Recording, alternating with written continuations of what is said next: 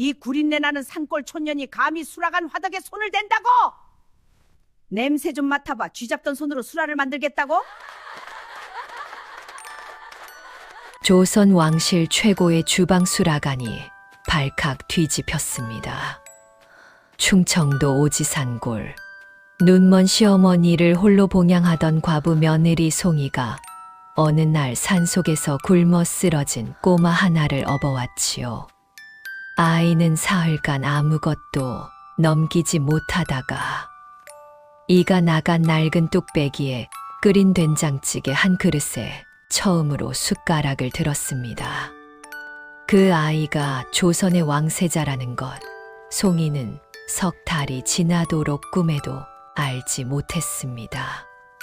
그런데 한양 수라간으로 끌려간 이산골 과부의 손에 들린 이가 나간 뚝배기 하나가 석 달째 굶어가던 왕세자의 숟가락을 단번에 들게 만들었으니 그 볼품없는 그릇에 숨겨진 비밀은 대체 무엇이었을까요?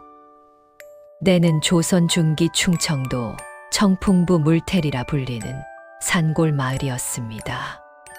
첩첩산중이 사방을 막아선 그 벽지에는 가을이 남보다 일찍 찾아왔고 붉은 단풍이 산자락마다 불을 지른 듯 타오르는 계절이면 어김없이 매서운 산바람이 칼날처럼 골짜기를 내리쳤습니다. 장터 나들이를 마치고 돌아오는 발걸음마다 집신 바닥이 닳아 없어질 지경인 그 외질. 산골의 26살 과부 송이의 숨소리가 끊기지 않고 이어지고 있었습니다. 남편을 일찍 잃고 홀로 시어머니를 모신 지 벌써 4년째였습니다. 칠복 어머니라 불리는 그 시어머니는 2해 전부터 세상의 빛을 잃어 캄캄한 어둠 속에 갇혀 있었지요. 아궁이 불을 꺼뜨리지 않는 것이 며느리의 가장 큰 의무이자 아침 저녁 따뜻한 미음 한 사발을 떠드리는 것이 하루의 시작이자 끝인 삶이었습니다.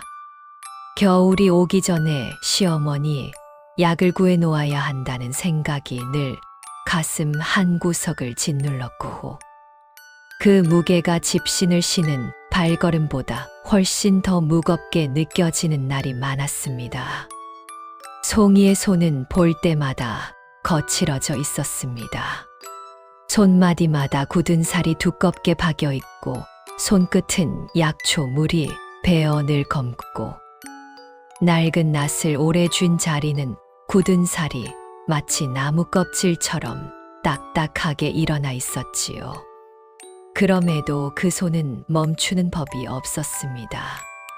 이른 새벽 이슬이 마르기도 전에 산을 오르고 해가 기울기 시작하면 약초 바구니를 머리에 이고 내려와 장터에 내다 파는 것이 매일 반복되는 삶이었습니다.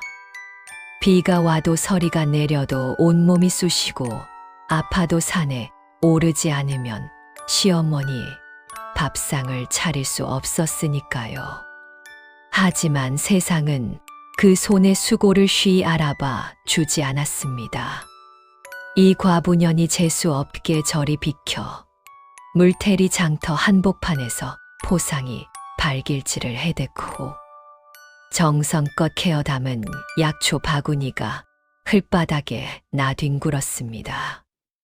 지나가던 사람들이 킬킬거렸고 눈먼 시어머니를 데리고 다니는 주제에 약초라고 내밀었다며 비웃는 목소리도 들려왔습니다.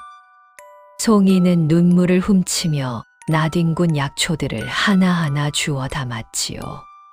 체면도 분노도 사치인 삶이었습니다. 살아야 했으니까요. 눈먼 시어머니를 홀로 두고 쓰러질 수는 없었으니까요. 수속이 쓰리고 발바닥이 쑤셔왔지만 송이는 바구니를 다시 추려 들고 산으로 발길을 돌렸습니다. 장터에서 판 약초 몇 단의 값어치로는 쌀 한 되를 사기도 빠듯했고 겨울 약재를 따로 구하려면 더 케어 두어야 했기 때문입니다. 한 발짝 한 발짝 비탈길을 오를 때마다 낡은 집신 안쪽에서 돌부리가 발바닥을 긁어댔지만 송이는 걸음을 늦추지 않았습니다. 하늘이 구름으로 뒤덮이고 산바람이 갑자기 세지더니 낙엽이 소용돌이치며 날리기 시작했습니다. 옷깃을 여미며 산길을 올라 절벽 틈새에 이른 송이가 허리를 구부리고 약초 뿌리를 캐고 있을 때였습니다. 깊은 골짜기 우거진 덤불 속에서 무언가 부산하게 움직이는 소리가 들려왔지요. 송이는 흠칫 허리춤에 녹슨 낫을 고쳐 쥐고 조심스레 발걸음을 옮겼습니다.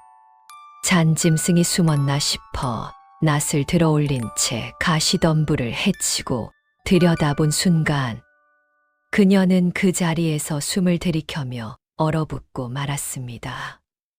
짐승이 아니었습니다. 갈기갈기 찢어진 고급 명주 저고리에 온몸이 흙과 오물로 범벅이 된 사내아이 하나가 무릎을 끌어안고 웅크려 있었습니다.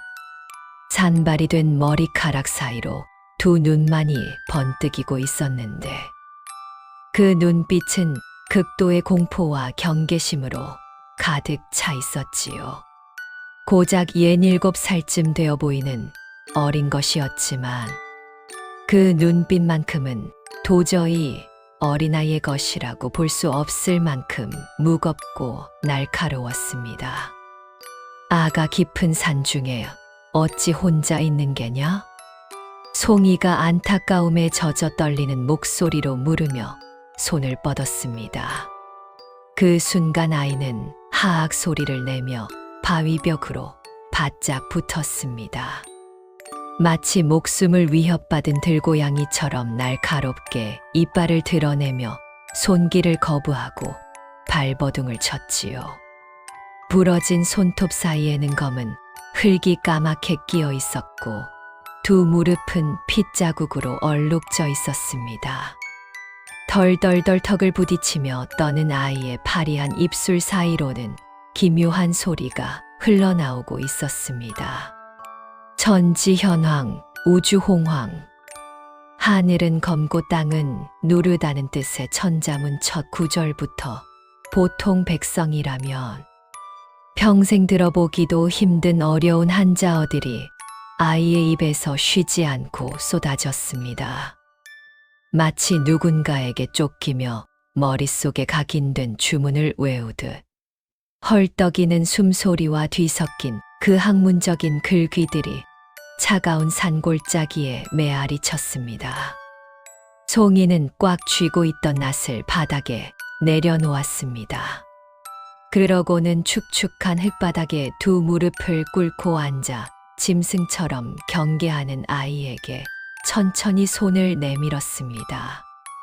아이는 갑자기 날카로운 비명을 지르며 발버둥 치다가 송이의 오른손 손등을 잇는 힘껏 물어버렸습니다. 이빨이 살을 파고드는 통증이 뼛속까지 쑤셔왔지만 송이는 비명조차 지르지 않았습니다. 오히려 쓰라린 아픔에도 아랑곳하지 않고 남은 한 손으로 아이의 가냘픈 등을 감싸 안아 자신의 품으로 끌어당겼지요. 괜찮다 아가. 아무도 너를 해치지 않는다. 짧고 낮은 속삭임이 가을 바람 속으로 흘러들었습니다. 토닥토닥 등을 두드리자 파르르 떨던 아이의 고개가 송이의 어깨 위로 툭 떨어졌습니다. 기절한 것이었습니다. 아이의 이마는 화로에서 꺼낸 불덩이처럼 펄펄 끓고 있었지요. 송이는 이빨 자국이 깊게 파인 손등을 거친 치마폭으로 질끈동여매고 늘어진 아이를 번쩍 들쳐 업었습니다. 아이는 가벼웠습니다. 뼈만 남은 것처럼 가벼워서 그것이 오히려 가슴을 쿵하고 내려앉게 만들었지요. 어둠이 깔리기 시작한 흙길 위로 집신을 신은 발걸음이 퍽퍽 거친 소리를 냈습니다. 턱 끝까지 차오른 숨소리가 차가운 밤 공기를 갈랐지만 송이는 단 한순간도 멈추지 않고 마을 외곽 자신의 허름한 음막을 향해 내달렸습니다. 찬 바람에 삐걱거리는 낡은 살인문을 어깨로 쾅 밀치고 들어가 냉기가 도는 방바닥에 거적대기를 두툼하게 깔고 아이를 눕혔습니다. 서둘러 아궁이에 마른 장작을 던져넣고 후후 입김을 불어 타닥타닥 불을 지폈지요. 무쇠솥에 물을 붓고 끓이며 거친 무명수건을 적셔 아이의 얼굴과 앙상한 몸을 살살 닦아냈습니다. 시커먼 때 속에서 드러난 것은 뽀얀 피부와 귀티 흐르는 수려한 이목구비였습니다. 끊어진 명주 저고리는 값비싼 것이 분명했고 솔기마다 실뽑기가 고왔습니다. 보통 아이가 아니다 싶었지만 지금 그것을 따질 여유는 없었습니다. 아이의 숨이 너무 거칠었으니까요. 방 안쪽 어두운 구석에서 칠복 어머니의 가느다란 목소리가 흘러나왔습니다. 며느라 누가 왔느냐? 보이지 않아도 인기척만으로 낯선 이를 알아채는 어머니였습니다. 송이는 나지막하게 대답했습니다. 어머니 산에서 쓰러진 아이를 데려왔습니다. 오늘 밤만 재우고 내일 아침에 보살필게요. 시어머니는 잠시 말이 없다가 천천히 고개를 끄덕였습니다. 데려와서 잘했구나. 이 밤에 산중에 혼자라면 살지 못한다. 그리 얼었으면 뜨끈하게 덮여야 한다. 타닥타닥 장작이 타는 소리만이 방 안을 채웠고 업어올 때부터 쏟아지기 시작한 차가운 가을비가 낡은 처마를 두드리기 시작했습니다. 송이는 물어뜯긴 손등의 통증을 참으며 뜨거운 물을 한 번 더 솥에 올렸습니다. 지금 이 아이에게 무엇보다 먼저 필요한 것은 따뜻함이었습니다. 그 하나만은 분명히 알 수 있었지요. 아이는 이틀을 꼼짝 않고 누워 있었습니다. 사흘째 아침 가느다란 앓는 소리와 함께 아이가 눈을 떴습니다. 송이가 정성껏 쑤어 김이 모락모락 피어오르는 미음을 조심스레 내밀었지만 아이는 음식을 보자마자 얼굴을 굳히며 고개를 돌렸습니다. 파들파들 떨리는 창백한 두 손이 밥상을 탕 소리 나게 밀쳐냈지요. 단순한 병이 아니었습니다. 먹고 싶어도 오장육부의 기혈이 꽉 틀어막혀 음식 자체를 거부하는 깊은 마음의 병이었습니다. 궁궐 암투 속에서 오랜 시간 겪었을 끔찍한 일들이 이 어린 몸 안에 단단하게 쌓여 있는 것이 분명했습니다. 송이는 바위처럼 굳어버린 아이의 속을 열어줄 방법을 찾아야만 했습니다. 조용히 부엌으로 나간 송이는 먼지가 뽀얗게 내려앉은 붓두막 구석에서 이가 듬성듬성 떨어져 나간 낡은 뚝배기를 조심스레 꺼내 들었습니다. 동네 안악들은 당장 내다 버려야 할 흉물이라며 혀를 찼지만 송이는 달리 생각하고 있었습니다. 이 투박한 뚝배기야말로 갈라진 틈 사이로 흙의 숨결이 생생하게 살아 숨쉬고 있어 아궁이의 뜨거운 열을 세상에서 가장 오랫동안 따뜻하게 품어낸다는 사실을 누구보다 잘 알고 있었기 때문입니다. 겉모양이 어떠하든 그릇이 숨을 쉰다면 그것으로 충분했습니다. 송이는 장독대 구석에서 가장 귀하게 보관하던 3년 묵은 된장을 크게 한 숟가락 떠냈습니다. 덩어리 없이 맑은 물에 풀고 그 위에 곁에 바싹 말려두어 향기가 응축된 매화꽃 잎을 한 줌 얹었지요.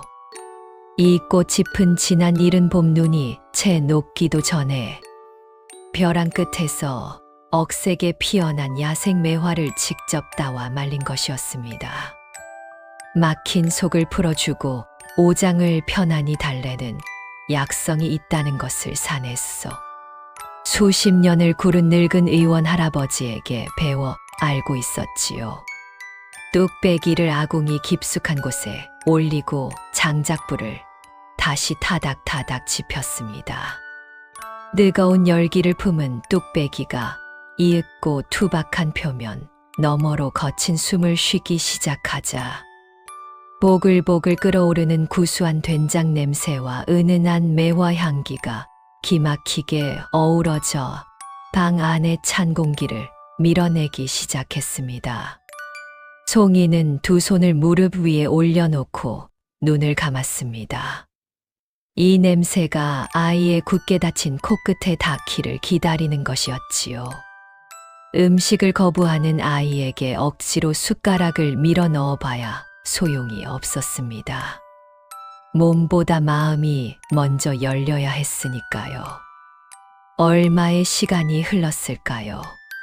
죽은 듯이 누워있던 아이의 콧날이 미세하게 떨렸습니다. 굳게 다물린 입술이 살짝 벌어지며 코로 숨을 한 번 깊이 들이켰지요. 그러고는 보이지 않는 끈에 이끌리기라도 하듯 비틀거리며 자리에서 일어났습니다. 아이는 보글보글 끓어오르는 소리가 방 안을 채운 낡은 뚝배기 앞으로 조심스레 다가왔습니다. 뜨거운 장작불의 열기와 함께 퍼지는 매화꽃. 집의 은은한 향기가 아이의 꽁꽁 얼어붙은 마음을 봄눈 녹이듯 스르르 녹여내고 있었습니다. 송이는 숨을 죽인 채 쿵쾅거리는 가슴을 안고 그 광경을 지켜보았습니다. 아가 이 뚝배기는 비록 모서리에 이가 크게 나갔지만 바로 그 갈라진 틈으로 깊은 숨을 쉰단다. 송이가 나지막하고 따스한 목소리로 속삭였습니다. 흙이 살아서 숨을 쉬는 그릇이라. 세상에서 가장 따뜻하고 넉넉한 품을 가졌지. 너의 꽁꽁 얼어붙은 속도 이 녀석이 사르르 녹여줄게야. 아이는 아무 말도 하지 않았습니다. 다만 뚝배기 가장자리를 멍하니 바라보았지요.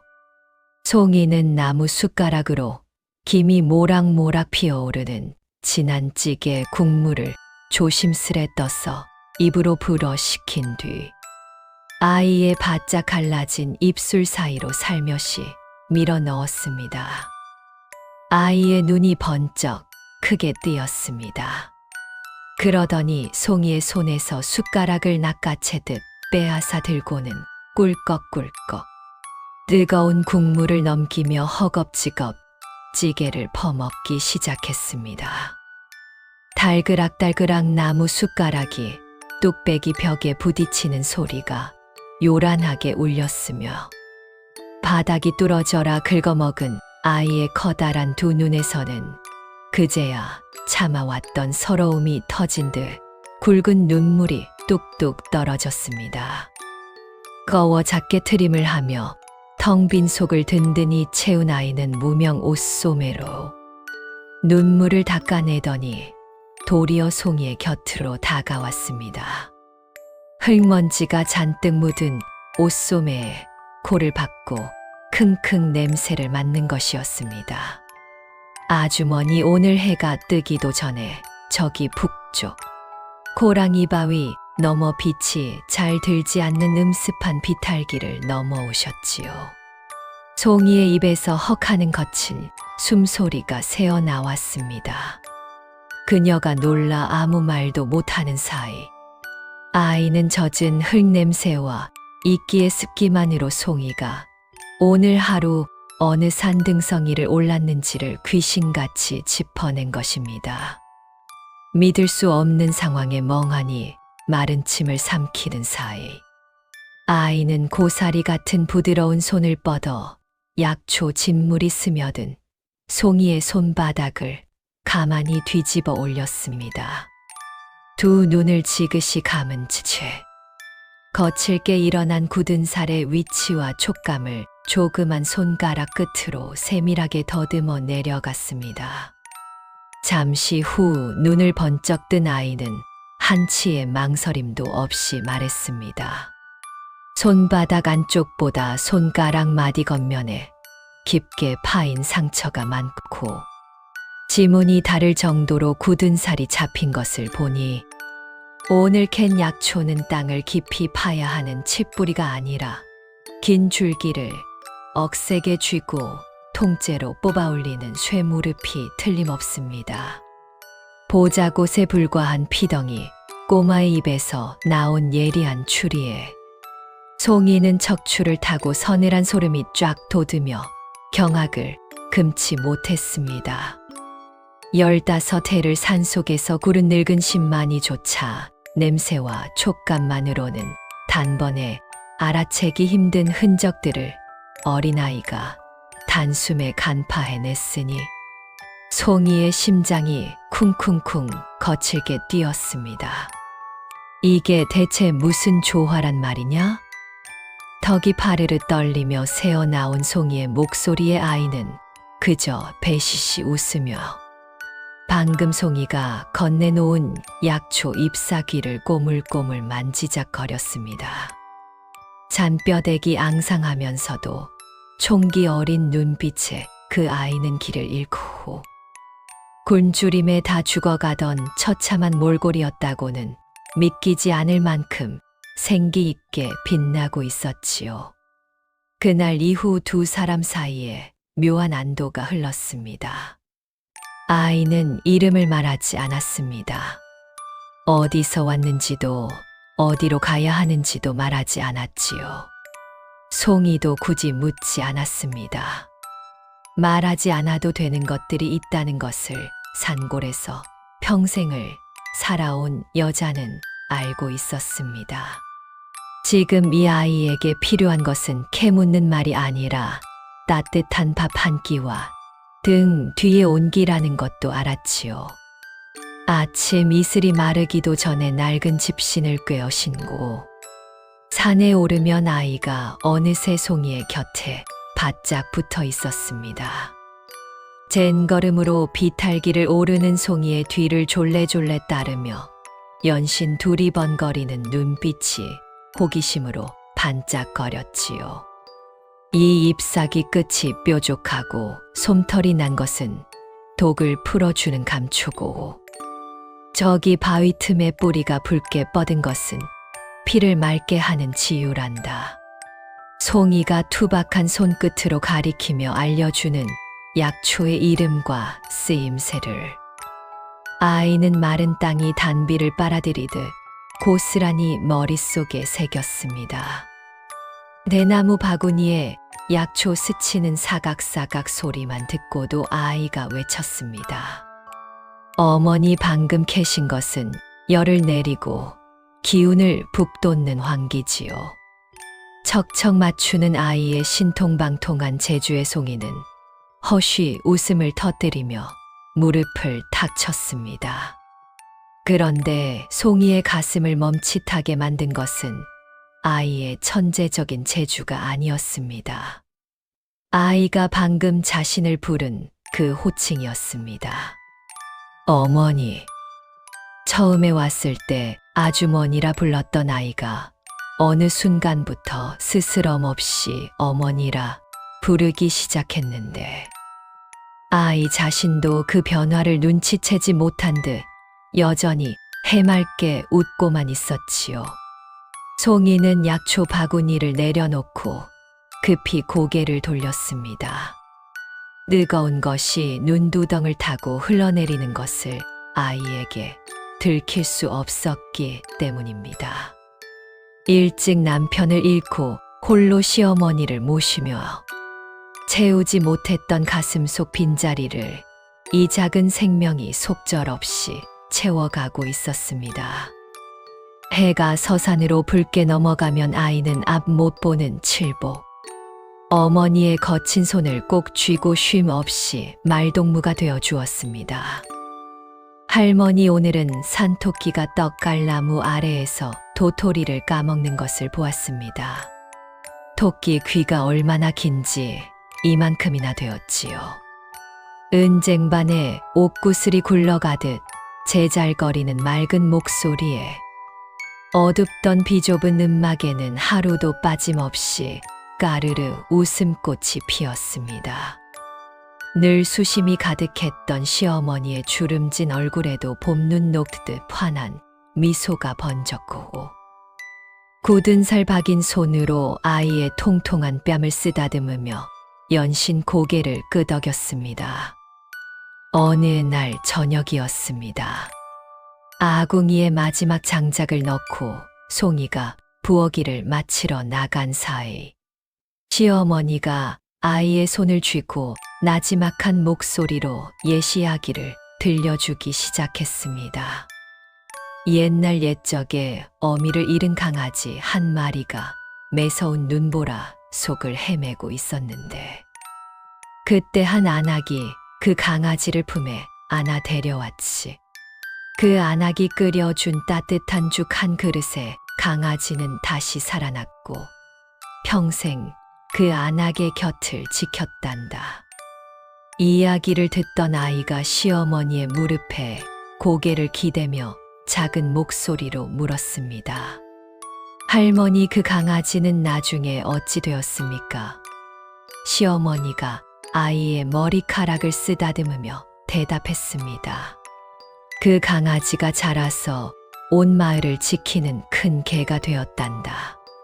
자기를 살려준 은혜를 단 하루도 잊지 않아서 말이야. 아이의 눈에 그렁그렁 눈물이 고였지만 아이는 끝내 울지 않았습니다. 다만 시어머니의 거친 손을 더 꼭 쥐었지요. 밖에서 돌아오던 송이가 문틈으로 그 광경을 보았습니다. 캄캄한 어둠 속에 갇힌 시어머니와 세상의 무게에 짓눌린 작은 아이가 서로의 손을 꼭 잡은 채 타닥타닥 장작 타는 소리를 배경으로 고요히 앉아있는 모습이었습니다. 송이는 문지방에 기댄 채 소리 없이 오래도록 울었습니다. 세 사람 모두 무언가를 잃어버린 사람들이었지만 이 허름한 음막 안에서만큼은 서로가 서로의 빈자리를 메워주고 있었습니다. 그러나 아이의 밤은 낮과 달랐습니다. 어느 날 한밤중 송이는 곁에서 잠든 아이의 기척에 잠을 깼습니다. 아이가 식은땀을 비 오듯 흘리며 이를 악물고 온몸을 바들바들 떨고 있었습니다. 작게 웅얼거리는 소리에 귀를 가져다 대니 안 됩니다. 소자를 해치지 마시옵소서라는 처절한 말이 새어나오고 있었지요. 궁궐에서 겪었을 끔찍한 일들이 잠 속에서 아이를 놓아주지 않는 것이었습니다. 송이는 말없이 아이를 품에 끌어안고 등을 천천히 토닥거렸습니다. 괜찮다, 아가. 여기는 아무도 너를 해치지 못해. 어미가 여기 있단다. 토닥토닥토닥. 송이의 거칠지만 따뜻한 손바닥이 아이의 작은 등을 두드릴 때마다 악몽에 갇혀 파르르 떨던 아이의 숨소리가 조금씩 고요해졌습니다. 이윽고 아이가 잠결에 송이의 저고리 깃을 꼭 움켜쥐며 나직하게 중얼거렸습니다. 어미, 어디 가지 마시옵소서. 송이는 아이의 머리카락을 쓸어넘기며 속삭였습니다. 어디도 안 간다. 어미가 여기 있으니 편히 자거라. 새근새근 아이의 숨이 잠으로 잦아들 때까지 송이의 손은 멈추지 않았고 타닥타닥 장작 꺼져가는 소리만이 두 사람을 감싸 안았습니다. 밤이 갈수록 악몽은 줄어들었고 아이의 볼에는 차츰 혈색이 돌기 시작했습니다. 목숨을 건 암투가 가득했던 궁궐의 화려한 전각보다 냄새. 나는 거친 거적대기 위가 더 편안하다는 듯 아이는 밤마다 송이의 따뜻한 품을 파고들며 새근새근 평온한 숨소리를 냈습니다. 목숨을 건 암투가 가득했던 궁궐의 화려한 전각을 완전히 벗어난 아이는 생전 처음으로 평범한 꼬마가 되어 가파른 산기슭을 폴짝폴짝 뛰놀았습니다. 얼음장처럼 맑은 개울에서 첨벙첨벙 물장구를 치고 뜨거운 아궁이 앞에서 입가에 쑥검정을 묻혀가며 군고구마를 까먹는 아이를 보며 송이는 설명할 수 없는 기쁨을 느꼈습니다. 평생 혼자서 달래왔던 상실감이 이 작은 생명 앞에서 서서히 치유받고 있었지요. 산에 오르면 아이의 능력은 더욱 두드러졌습니다. 어느 날이었습니다. 송이와 아이가 산 중턱 약초밭을 돌다가 잠시 바위 그늘에 앉아 쉬고 있을 때 아이가 갑자기 코를 킁킁거리며 고개를 들었습니다. 어머니, 저 너머 참나무 아래에 곰취가 자라고 있을 것입니다. 바람에 실려오는 냄새가 그렇습니다. 송이는 반신반의하며 아이를 따라갔는데 정말이지 참나무 그늘 아래 커다란 곰취 군락이 자리를 잡고 있었습니다. 송이가 눈을 동그랗게 뜨자 아이는 어깨를 으쓱하며 웃었지요. 냄새는 거짓말을 안 합니다. 아이가 말했습니다. 비가 오기 전날 산이 어떤 냄새를 내는지, 첫서리가 내리기 전날 풀잎이 어떻게 달라지는지, 짐승이 지나간 자리에 어떤 흔적이 남는지, 이것들을 잘 모아두면 산이 다 가르쳐 준답니다. 10살도 안 된 아이의 입에서 나오는 말이었습니다. 송이는 그 말을 들으며 이 아이가 가진 것이 단순한 재주가 아니라 세상 모든 것을 있는 그대로 받아들이고 꿰뚫어 보는 깊은 눈이라는 것을 느꼈습니다. 어느 날 오후 마을 어귀 공터에서 아이들이 공기놀이를 하고 있었습니다. 아이가 거기서 어울리고 싶어 하는 눈치를 보이자 송이가 끙을 살짝 밀어보냈지요. 처음에 마을 아이들은 모르는 얼굴이라며 경계했습니다. 너 어디서 왔어? 왜 우리 동네 있어? 앞니 빠진 개구쟁이가 허리에 손을 올리며 따졌습니다. 아이는 잠깐 머뭇거리더니 태연하게 대답했습니다. 산에서 왔습니다. 그러더니 아무렇지도 않게 공기돌 5개를 집어들고 능숙하게 튕겨냈지요. 아이들이 환성을 지르며 몰려들었습니다. 그렇게 어느새 놀이 한가운데 끼어 있었습니다. 그날 저녁 아이가 흙투성이 손발로 돌아와 신이 나서 제잘거렸습니다. 어머니 복동이는 공기돌 5개짜리까지 할 수 있대요. 저는 오늘 10개짜리까지 했는데 다들 놀랐습니다. 송이는 저절로 웃음이 나왔습니다. 수라상을 거부하며 굶어가던 아이가 흙먼지를 뒤집어 쓰고 와서 공기놀이 자랑을 하고 있으니까요. 칠복 어머니도 소리를 듣고 손을 내밀었습니다. 어디 봐라, 손이 얼마나 까매졌나. 아이가 시어머니의 손 안에 자기 손을 포개자 시어머니가 까르르 웃었습니다. 잘 놀았구나. 잘 노는 아이가 크게 된단다. 개울가에서의 일도 있었습니다. 송이와 아이가 나란히 발을 담그고 있던 어느 오후였지요. 아이가 미끄러운 돌 위를 걷다가 그만 풍덩 물속에 빠지고 말았습니다. 기겁한 송이가 달려들어 아이를 건져 올렸고 온몸이 흠뻑 젖은 두 사람은 서로를 바라보며 배를 잡고 까르르 웃었습니다. 좁은 음막 안에서 웃음소리가 오래도록 이어졌고 시어머니도 덩달아 눈이 없는 채로 활짝 웃었지요. 그런데 이 평화가 너무 오래 지속될 수 없다는 사실을 송이도 아이도 마음속 어딘가에서 이미 알고 있었습니다. 아이가 여느 때처럼 낡은 뚝배기 앞에 앉아 찌개를 퍼먹던 어느 날 밤이었습니다. 아이가 숟가락을 내려놓고 오랫동안 뚝배기를 들여다보았습니다.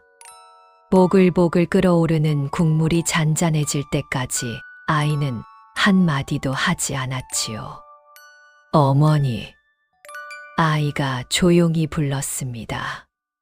이 뚝배기는 이가 나갔어도 숨을 쉰다고 하셨지요. 송이가 고개를 끄덕였습니다. 그렇단다.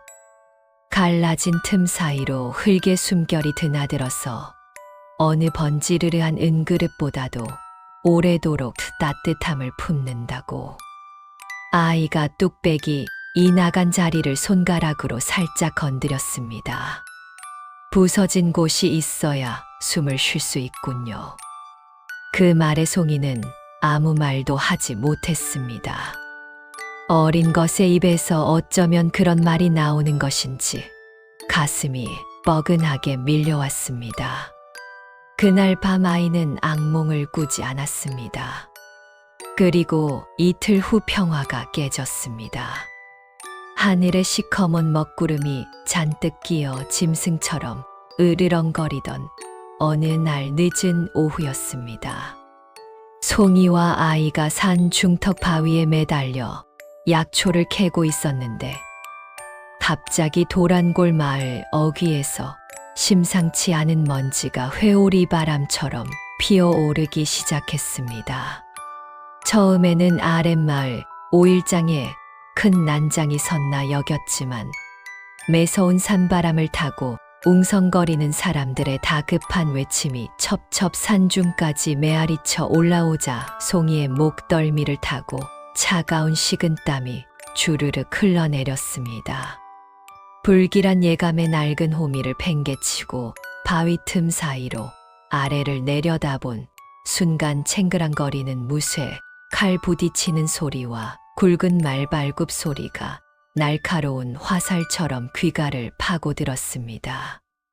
무당탕탕 초가집 살림살이가 부서지는 소리가 진동했으며 닥치는 대로 문짝을 걷어차며 집집마다 수색하는 관군들의 거친 함성이 산골짜기를 뒤흔들었습니다.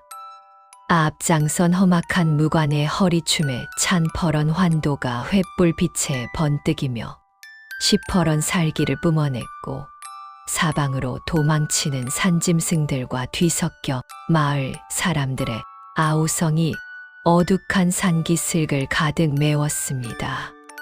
방금 전까지 해맑게 웃던 아이는 순식간에 하얗게 질린 얼굴로 송이의 저고리 옷자락을 부서져라 꽉 움켜쥐며 사시나무처럼 바들바들 떨고 있었습니다. 저 사냥꾼들이 혈안이 되어 쫓는 사냥감이 바로 자신이라는 참혹한 진실을 뼛속 깊이 직감한 것이었지요. 안 됩니다, 도련님. 그리로 가시면 위험합니다. 아이가 호련히 몸을 돌려 산비탈 쪽으로 발걸음을 옮기려는 것을 송이가 다급히 붙잡았습니다. 아이는 잠시 멈추어 섰습니다.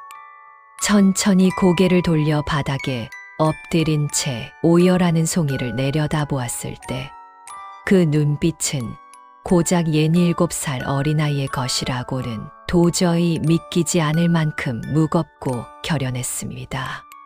수많은 죽음의 고비를 넘기며 모든 것을 체념한 듯한 선하고 깊은 슬픔이 담긴 눈동자였지요. 어머니, 아이가 나직하게 말했습니다.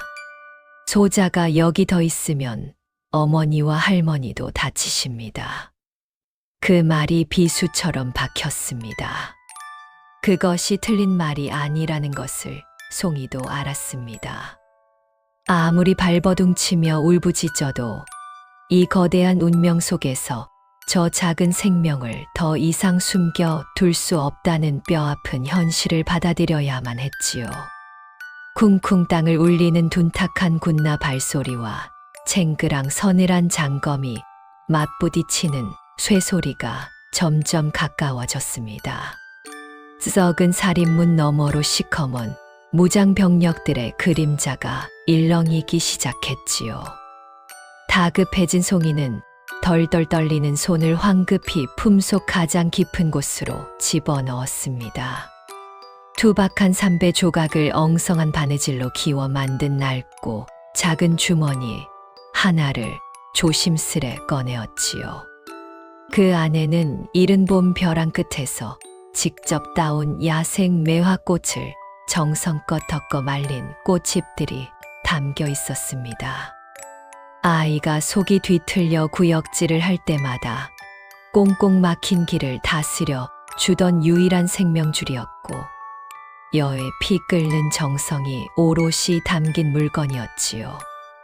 부디 이 미천한 것이 담은 마음이라 여겨주시고 속이 타들어갈 때마다 하나씩 꺼내어 코에 대시옵소서. 송이는 억눌린 눈물을 삼키며 흙투성이가 된 떨리는 손으로 그 주머니를 아이의 낡은 저고리 안쪽 깊숙한 곳에 찔러 넣어 주었습니다. 주머니 틈새로 은은하고 실한 매화향이 허공으로 퍼져 나오기도 전에 퍼쩍하는 파여름과 함께 마당의 낡은 살인문이 산산조각 났습니다. 험악한 살기를 뿜어내는 수십 명의 관군들이 횃불을 지켜 들고 좁은 마당으로 거칠게 쏟아져 들어와 아이와 송이를 겹겹이 에워쌌습니다. 번쩍이는 붉은 횃불 아래 관군들이 삼엄한 진을 치고 칼자루를 움켜쥔 채 아이를 둘러싸는 찰나였습니다. 숨을 죽이고 몸을 웅크리던 송이의 두 눈이 믿을 수 없다는 듯 크게 확장되며 거칠게 요동치기 시작했습니다. 방금 전까지 마을을 거칠게 뒤지며 닥치는 대로 문짝을 부수고 짐승 잡듯 수색해 대던 덩치 큰 험악한 무관 우두머리가 도리어 허리춤의 장검을 바닥에 내던지더니 아이의 해진 집신 앞에 털썩 무릎을 꿇고 납작 엎드렸던 것입니다. 저하 통촉하여 주시옵소서. 바위마저 부수어 버릴 듯 우렁차고 덜덜 떨리는 사내의 외침이 적막한 산골짜기를 저렁저렁 울리며 퍼져나갔고 뒤따라 들어온 수십 명의 군사들 역시 일제히 무기를 버리고 땅바닥에 이마를 쳐박았습니다. 산속에서 길을 잃고 군주림에 허덕이던 가엾은 꼬마인 줄로만 알았던 그 아이가 다름 아닌 조선 제1의 존귀한 핏줄을 이어받고 장차 이 나라의 주인이 될 왕세자였던 것입니다.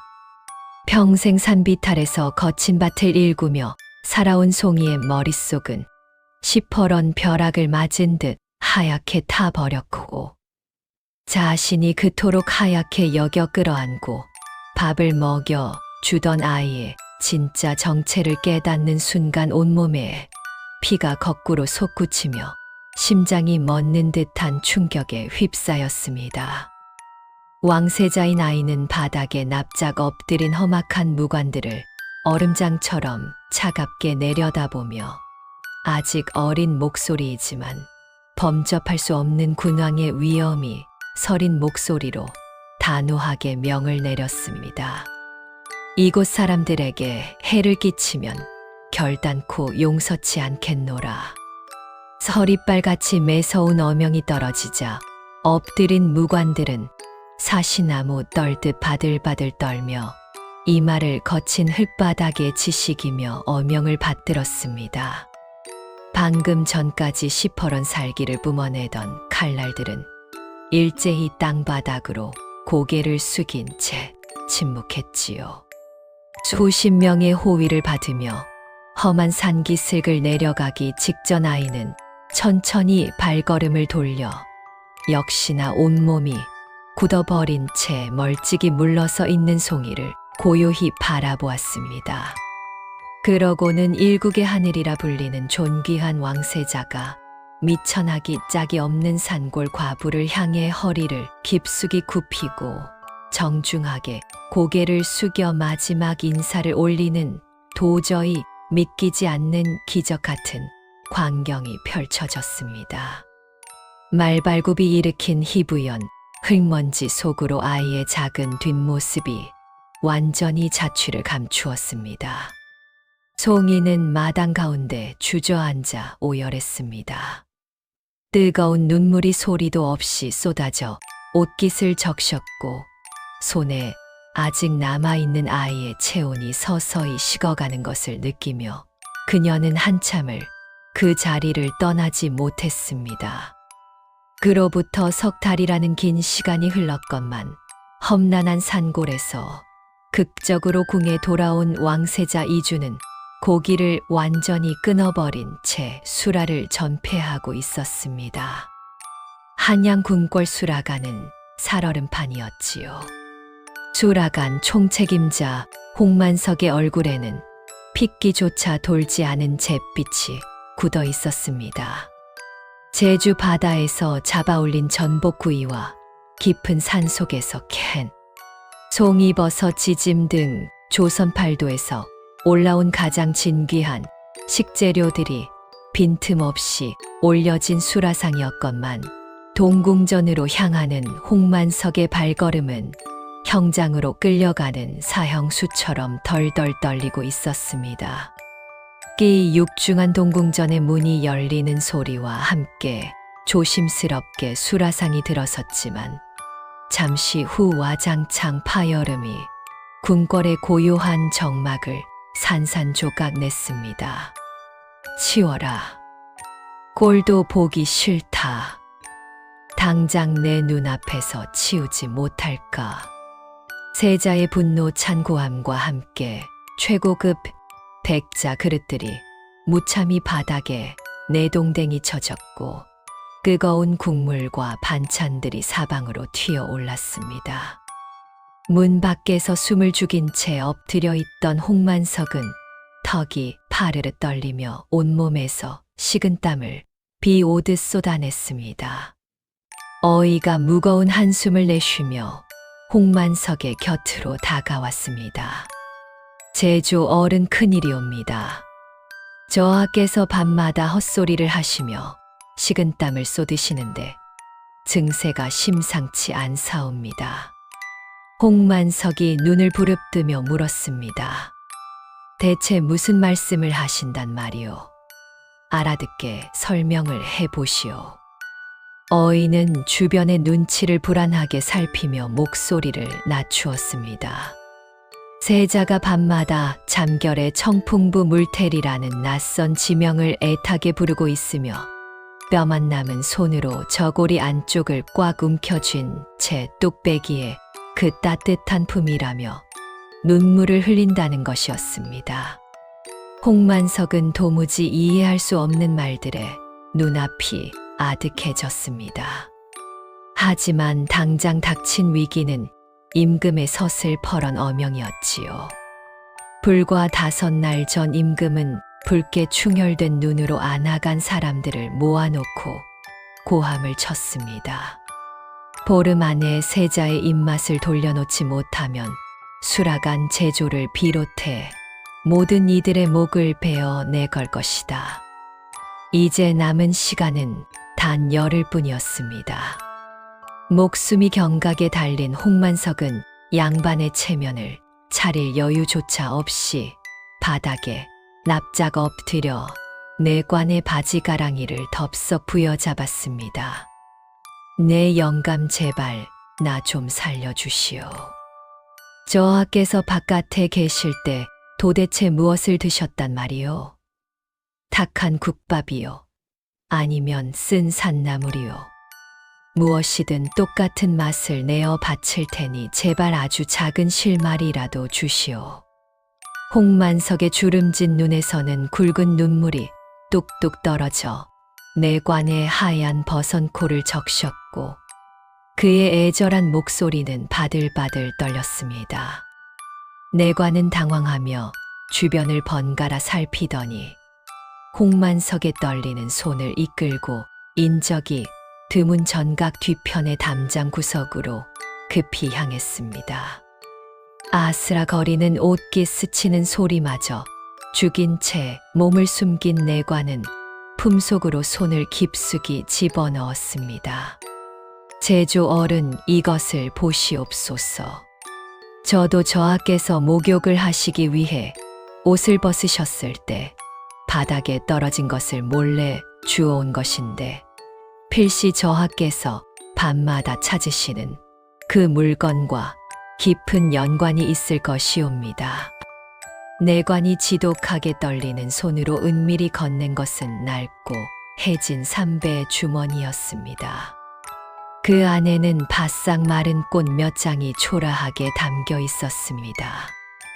마른 꽃잎을 손바닥에 올려놓은 홍만석의 두 눈이 매섭게 번뜩였습니다. 바스락 소리를 내며 부서지는 얇은 꽃잎 조각을 엄지와 검지로 조심스럽게 집어든 그는 코끝에 바짝 가져다 대고 깊게 숨을 들이마셨습니다. 평생을 수라간에 몸담으며 조선팔도의 산의 진미는 물론 이름 모를 들풀의 향기까지 모조리 꿰뚫고 있던 그의 미간이 한껏 좁아지더니 굳게 다물려 있던 입술 사이로 낮고 탁한 탄성이 새어나왔습니다. 이것은 한양의 따뜻한 온실에서 곱게 자란 매화가 아니다.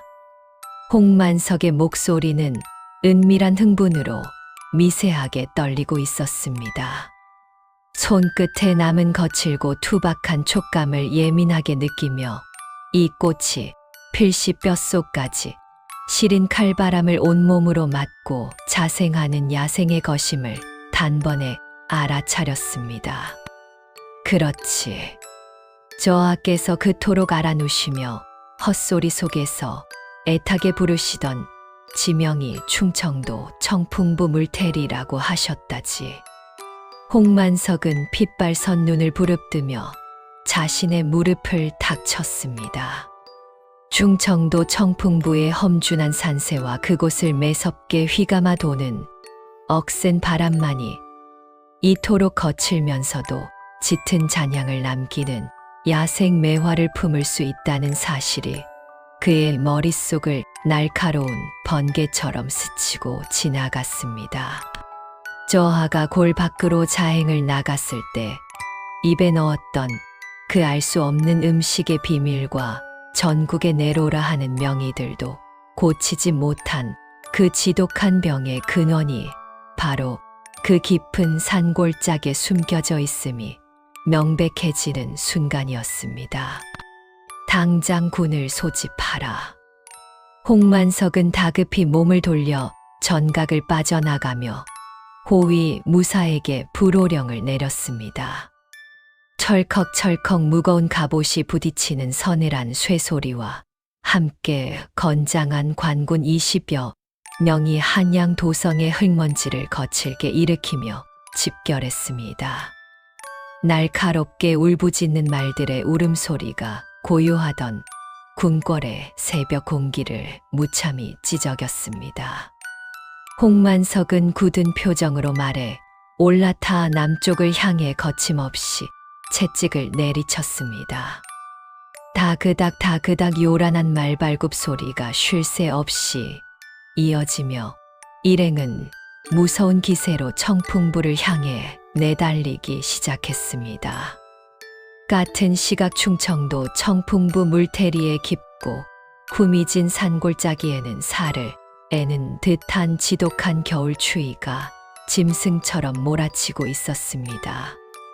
귀를 찢을 듯한 날카로운 골바람이 앙상한 나뭇가지들을 흔들고 지나갈 때마다 다 쓰러져 가는 송이의 낡은 음막이 덜컹덜컹 비명을 지르며 위태롭게 떨렸습니다. 어두운 방 안에서는 해진 거적대기 한 장에 의지한 채 누워있는 시어머니의 밭은 기침 소리가 콜록콜록 끊임없이 이어졌고 그 소리를 들을 때마다 송이의 가슴은 날카로운 톱날로 번갈아 후벼 파이는 듯한 고통에 시달렸습니다. 텅 비어버린 쌀독에 바닥을 긁는 썩걱 소리만이 그녀의 메마른 처지를 비웃듯 음막 안을 차갑게 맴돌 뿐이었습니다. 아이가 떠난 뒤 송이는 더 이상 울지 않았습니다. 눈물도 사치였습니다. 시어머니가 살아있는 한밥을 지어야 했고 약초를 캐야 했고 불을 지펴야 했습니다. 바로 그 순간이었습니다. 굳게 얼어붙은 땅을 묵직하게 밟고 다가오는 정체불명의 발소리가 거친 바람 소리를 뚫고 송이의 귀를 서늘하게 때렸습니다. 평소 산짐승조차 얼씬하지 않는 외진 골짜기에 울려 퍼지는 수많은 무리의 발걸음 소리에 개울가에서 뚝배기를 닦던 송이의 어깨가 획 굳어버렸습니다. 철컥 차가운 쇠덩이가 맞부딪히는 소름 끼치는 마찰음이 등 뒤에서 너무나도 뚜렷하게 들려왔고 얼음장 같은 물속에서 뚝배기를 문지르던 송이의 굽은 등 위로 거대하고 서늘한 그림자가 짙게 드리워졌습니다. 급히 고개를 돌린 송이의 앞에는 붉은 비단옷을 입은 홍만석과 서슬 퍼런 칼을 찬 수십 명의 관군이 장벽처럼 서 있었습니다. 내 인연 당장 한양으로 올라가 세자 저하를 홀린 그 요망한 음식을 똑같이 만들어내거라. 송이는 아득한 공포에 휩싸여 차가운 자갈밭에 납작 엎드렸습니다. 젖은 치맛자락이 얼어붙은 클바닥에 쓸리며 사각사각 처량한 소리를 냈습니다. 제발 통촉하여 주시옵소서. 앞 못 보는 늙은 시어머니를 홀로 산속 음막에 두고는 단 하루도 집을 비울 수 없사옵니다. 송이의 애끓는 목소리는 차가운 겨울바람에 찢겨나갔지만 홍만석의 입술은 한치의 자비도 없었습니다. 그가 손에 쥔 부채를 접어 도마를 탁 내리치며 한 걸음 다가섰습니다. 비단 가죽신이 마른 나무잎을 짓밟으며 바스락거리는 섬뜩한 소리를 냈습니다. 내 명을 거역하거나 그 맛을 내는데 실패한다면 내년과 저 늙은 어미까지 삼족을 멸할 것이니라. 허나 세자 저하의 입맛을 되찾는다면 시어머니의 눈을 뜨게 할 조선 최고의 약재를 내릴 터이니 당장 채비를 서두르거라. 실패하면 끔찍한 죽음이요. 성공하면 어머니의 눈을 고칠 수 있다는 말에 송이의 머릿속이 하얗게 비워졌습니다. 관군의 번뜩이는 칼날 앞에서는 어떤 항변도 소용없음을 뼈저리게 깨달았지요. 잠깐만요. 제발 딱 하나만 챙기게 해 주십시오. 이것 없이는 절대 그 맛을 낼 수 없사옵니다. 홍만석이 턱짓으로 허락하자 송이는 가쁜 숨을 몰아쉬며 어두컴컴한 음막 안으로 뛰어들어갔습니다. 차가운 윗목에는 뼈만 남은 시어머니가 낡은 거적을 덮고 누워 있었습니다. 송이는 차마 고개를 돌리지 못한 채 눈물을 훔치며 아궁이 구석에 숨겨두었던 이가 나간 낡은 뚝배기와 말린 매화꽃잎이 든 배 주머니를 황급히 챙겼습니다. 어머니, 소자 반드시 살아서 돌아오겠습니다. 비틀거리며 음막 밖으로 나서자 관군들은 송이를 마당 한가운데 노인 거친 가마 안에 태웠습니다.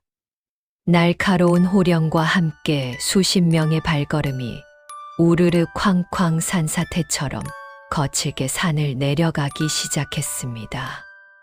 험난한 산길을 내달리는 가마는 쉴 새 없이 요동치며 삐그덕 덜컹거리는 소리를 쏟아냈습니다.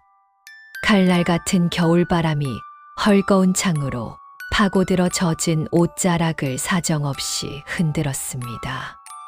한 번도 가본 적 없는 한양으로 끌려가는 극도의 공포감이 숨통을 옥죄어왔고, 실패하면 목이 달아날 것이라는 서늘한 협박이 귓가에 환청처럼 맴돌았습니다.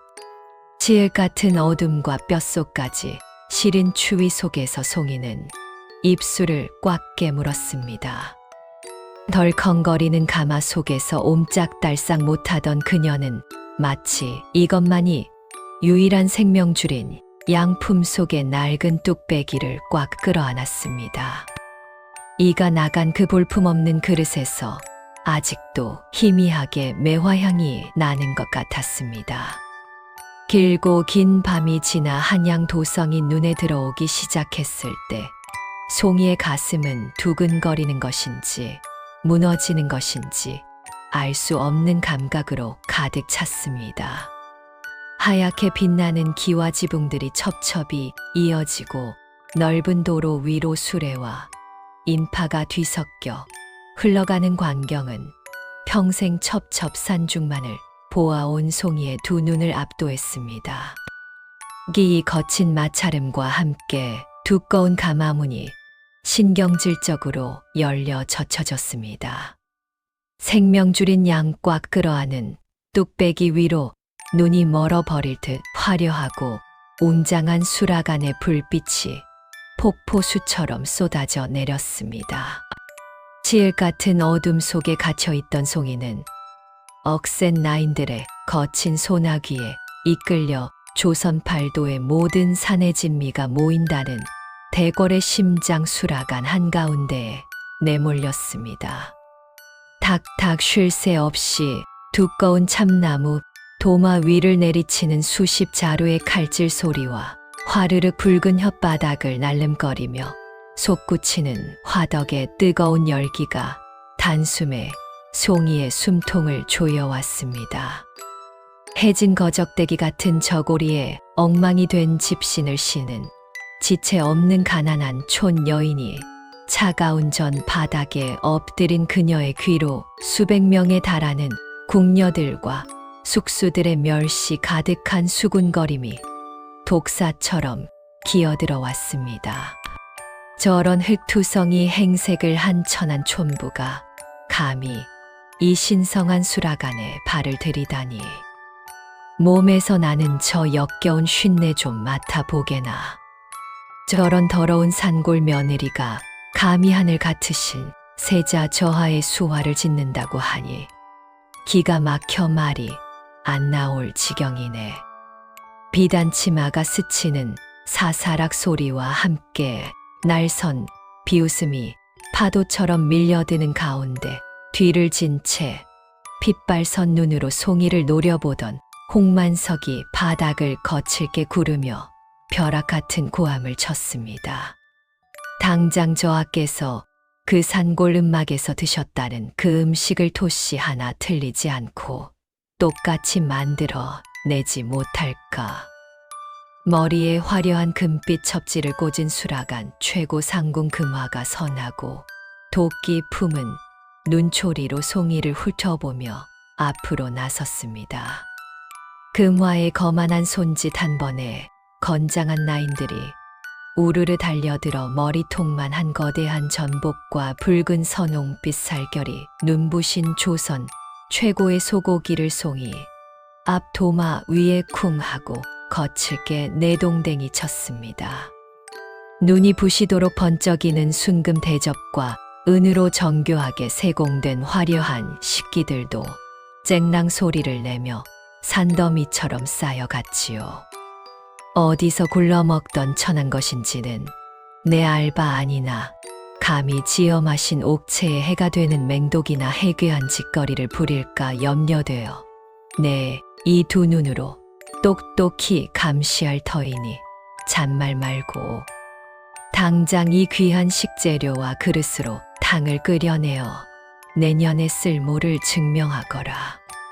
금화의 앙칼진 목소리가 넓은 수라간 천장을 찌르듯 울려 퍼지자 주변의 모든 요리사와 궁녀들이 일제히 숨을 죽이고 송이의 일거수일투족을 매서운 눈으로 지켜보았습니다. 누구라도 그 엄청난 궁궐의 기세와 눈앞에 쌓인 금은보화 앞에서는 혼비백산하여 바닥에 납작 엎드려 살려달라 빌 수밖에 없는 살벌한 풍경이었습니다. 하지만 송이는 달랐습니다. 널리던 무릎을 천천히 펴고 일어나 흙먼지 묻은 거친 두 손으로 찢어진 치마폭을 탁 털어냈습니다. 그러고는 깊고 단단한 눈빛으로 도마 위에 화려한 식재료들을 가만히 내려다보았습니다. 시어머니가 평생을 바쳐 지켜온 약초의 진심과 사경을 헤매던 세자 저하에 얼어붙은 오장육부를 살려낸 것은 저렇게 겉보기에만 기름지고 화려한 고기 부치가 아니었음을 뼈저리게 알고 있었기 때문입니다. 송이는 굳게 닫혀있던 입술을 단 한 번도 떼지 않은 채 거침없고 단호한 손길로 번쩍이는 순금 그릇과 은수저, 그리고 값비싼 소고기와 거대한 전복들을 가차 없이 도마 끝으로 드르륵 밀쳐내 버렸습니다. 은그릇들이 차가운 바닥으로 굴러떨어지며 챙그랑탕탕거리는 날카로운 쇠소리가 수락 안에 팽팽한 정적을 찢어놓자 금화의 얼굴이 분노로 불그락 푸르락 달아올랐습니다. 홍만석의 입이 떡 벌어졌지요. 수백 명의 궁녀들이 경악의 탄성을 삼키고 사색이 되어 뒷걸음질을 치는 바로 그 찰나였습니다. 모두가 경악하며 숨을 죽인 가운데 송이는 거대한 수라간 화덕 정중앙에 자신이 품고 온 이가 나간 낡은 뚝배기를 턱하니 올려놓았습니다. 붉게 타오르는 참나무 장작불을 받기 시작하자 오랜 세월 다져진 뚝배기의 거친 흙숨구멍들이 일제히 열리며 치가는 경쾌한 소리를 도해냈습니다. 겉보기에는 길가에 굴러다니는 천한 돌덩이보다도 못해 보이던 그 볼품없는 그릇이 시뻘건 불기운을 온몸으로 받아들이며 마치 살아있는 생명체처럼 숨을 쉬기 시작하는 광경은 기이하기 짝이 없었습니다. 감히 어느 안전이라고 저런 천박하고 더러운 개밥 그릇을 지엄한 수라간 화덕에 올린단 말이냐? 당장 저 미친 여인을 끌어내거라. 홍만석이 피대를 세우며 곁에 선 관군의 환도를 가리키자 서슬퍼런 살기가 번뜩이며 주변의 수백 명 궁녀들이 히익히익 비명과 함께 차가운 돌바닥에 납작 엎드렸습니다. 당장이라도 번쩍이는 칼날이 허공을 가를 것만 같은 일촉즉발의 위기였습니다. 화덕 앞을 지키고 선 송이는 한치도 물러서지 않았습니다. 오히려 꼿꼿하게 허리를 펴고 당당한 눈빛으로 홍만석을 노려보며 단호하게 외쳤습니다. 목이 좋은 금그릇과 은그릇 것만 빠르고 뜨겁게 달아올라 이미 차갑게 굳어버린 저하의 속을 베인 상처럼 더욱 놀라게 할 뿐입니다. 하지만 제 아무리 낡고 이가 나갔을지언정 이 투박한 뚝배기는 제 스스로 흙이 숨을 쉬며 아주 서서히 열을 품어 안으니 병마에 상처받고 꽁꽁 얼어붙은 오장육부를 세상에서 가장 다정하고 따뜻하게 달래줄 수 있는 유일한 약탕기란 말입니다. 목에 칼이 들어와도 굽히지 않겠다는 송이의 매서운 기세와 그토록 천대받던 뚝배기의 진정한 이치를 꿰뚫는 깊은 말에 압도된 금화와 수라간 사람들은 일순간 꿀먹은 벙어리가 되어 멍하니 입만 뻐끔거렸습니다. 팽팽한 긴장감이 흐르는 가운데 송이는 재빨리 품속에서 빛바랜 삼배 주머니 하나를 꺼내어 조심스럽게 매듭을 풀었습니다. 그 안에는 청풍부 깊은 산골짜기, 억센 비바람을 맞으며 뽀박 3년이라는 긴 세월 동안 항아리 속에서 묵혀낸 된장이 들어 있었습니다.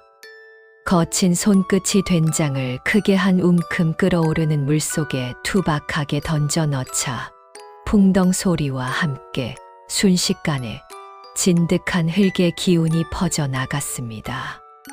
나무 주걱으로 뚝배기 안을 천천히 휘휘 저어주자 장작불의 열기를 흠뻑 먹은 뚝배기가 된장의 짠맛과 도타움을 부드럽게 감싸 안으며 묵직하고 구수한 냄새를 뿜어내기 시작했습니다. 이윽고 찌개 국물이 가장자리부터 끓어오르기 직전 송이는 허리춤에 차고 있던 작은 조롱박을 열어 아주 얇고 투명하게 말려 둔 매화꽃이 7장을 꺼내어 손바닥 위에 올렸습니다. 그녀는 눈을 지그시 감고 숨을 고른 뒤 국물이 한가운데로 소용돌이치며 끓어오르는 그 절묘하고도 찰나의 순간에 바스락거리는 매화꽃 잎을 뚝배기 위로 눈 내리듯 스르르 흩뿌렸습니다. 보글보글 파르르 마침내 참다 못한 뚝배기가 뜨거운 숨결을 터뜨리며 힘차게 끓어오르자 수라간 안에는 지금껏 단 한 번도 맡아보지 못한 기막힌 냄새가 소용돌이치기 시작했습니다. 3년 묵은 된장이 품고 있던 깊은 땅의 기운과 혹독한 겨울 추위를 뚫고 피어난 야생 매화의 고결하고 은은한 향기가 뚝배기의 숨구멍을 통해 완벽하게 하나로 어우러지며 폭발한 것입니다. 그 구수하면서도 코끝을 맑게 깨우는 따뜻한 냄새는 바닥에 엎드려 떨고 있던 궁녀들의 코끝을 스치며 자신들도 모르게 꼴깍 침을 삼키게 만들었으며 칼자루를 쥐고 있던 홍만성마저 홀린 듯 손에 힘을 탁 풀게 만들었습니다. 그리고 그 구수하고 따뜻한 생명의 냄새는 열린 수라간 문틈을 타고 불어오는 저녁 바람에 사뿐히 실려 나갔습니다. 공중에 겹겹이 처진 높고 차가운 기와 담장을 훌쩍 넘어 사경을 헤매며 파리한 얼굴로 누워있는 세자의 거처인 동궁전 앞마당까지 소리 없이 깊숙하게 스며들기 시작했습니다. 옅은 숨을 들이마시며 죽은 듯이 창백하게 누워있던 세자 이준의 두 눈이 번쩍 뜨였습니다. 며칠 밤낮을 지새운 임금과 어이들이 수심 가득한 얼굴로 바닥에 엎드려 있었습니다. 진맥을 짚던 늙은 어이가 바들바들 떨리는 손을 거두며 뒤로 낮아빠졌습니다. 전하 세자 저하께서 방금 눈을 뜨셨사옵니다. 찢어지는 듯한 외침에 침전하니 발칵 뒤집혔지만 세자의 귀에는 아무 소리도 들리지 않았습니다.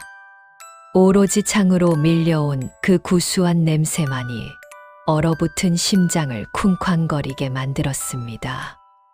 그 찰나 아이의 머릿속에는 충청도 청풍부 산골 음막에 기억이 쏟아져 내렸습니다. 삐걱거리는 마루에 앉아 송이와 함께 쌉싸름한 약초를 다듬던 날은 오후. 눈먼 시어머니가 주름진 손으로 볼을 어루만져 주던 따스한 체온 개울가에서 함께 물장구를 치다 풍덩 빠져 까르르 웃던 순간들이 생생하게 되살아났습니다. 무엇보다 이가 나간 낡은 뚝배기에서 보글보글 피어오르던 그 맑은 매화 향기가 콧속을 채우며 핏줄을 타고 온몸으로 거슬러 흐르는 듯했습니다.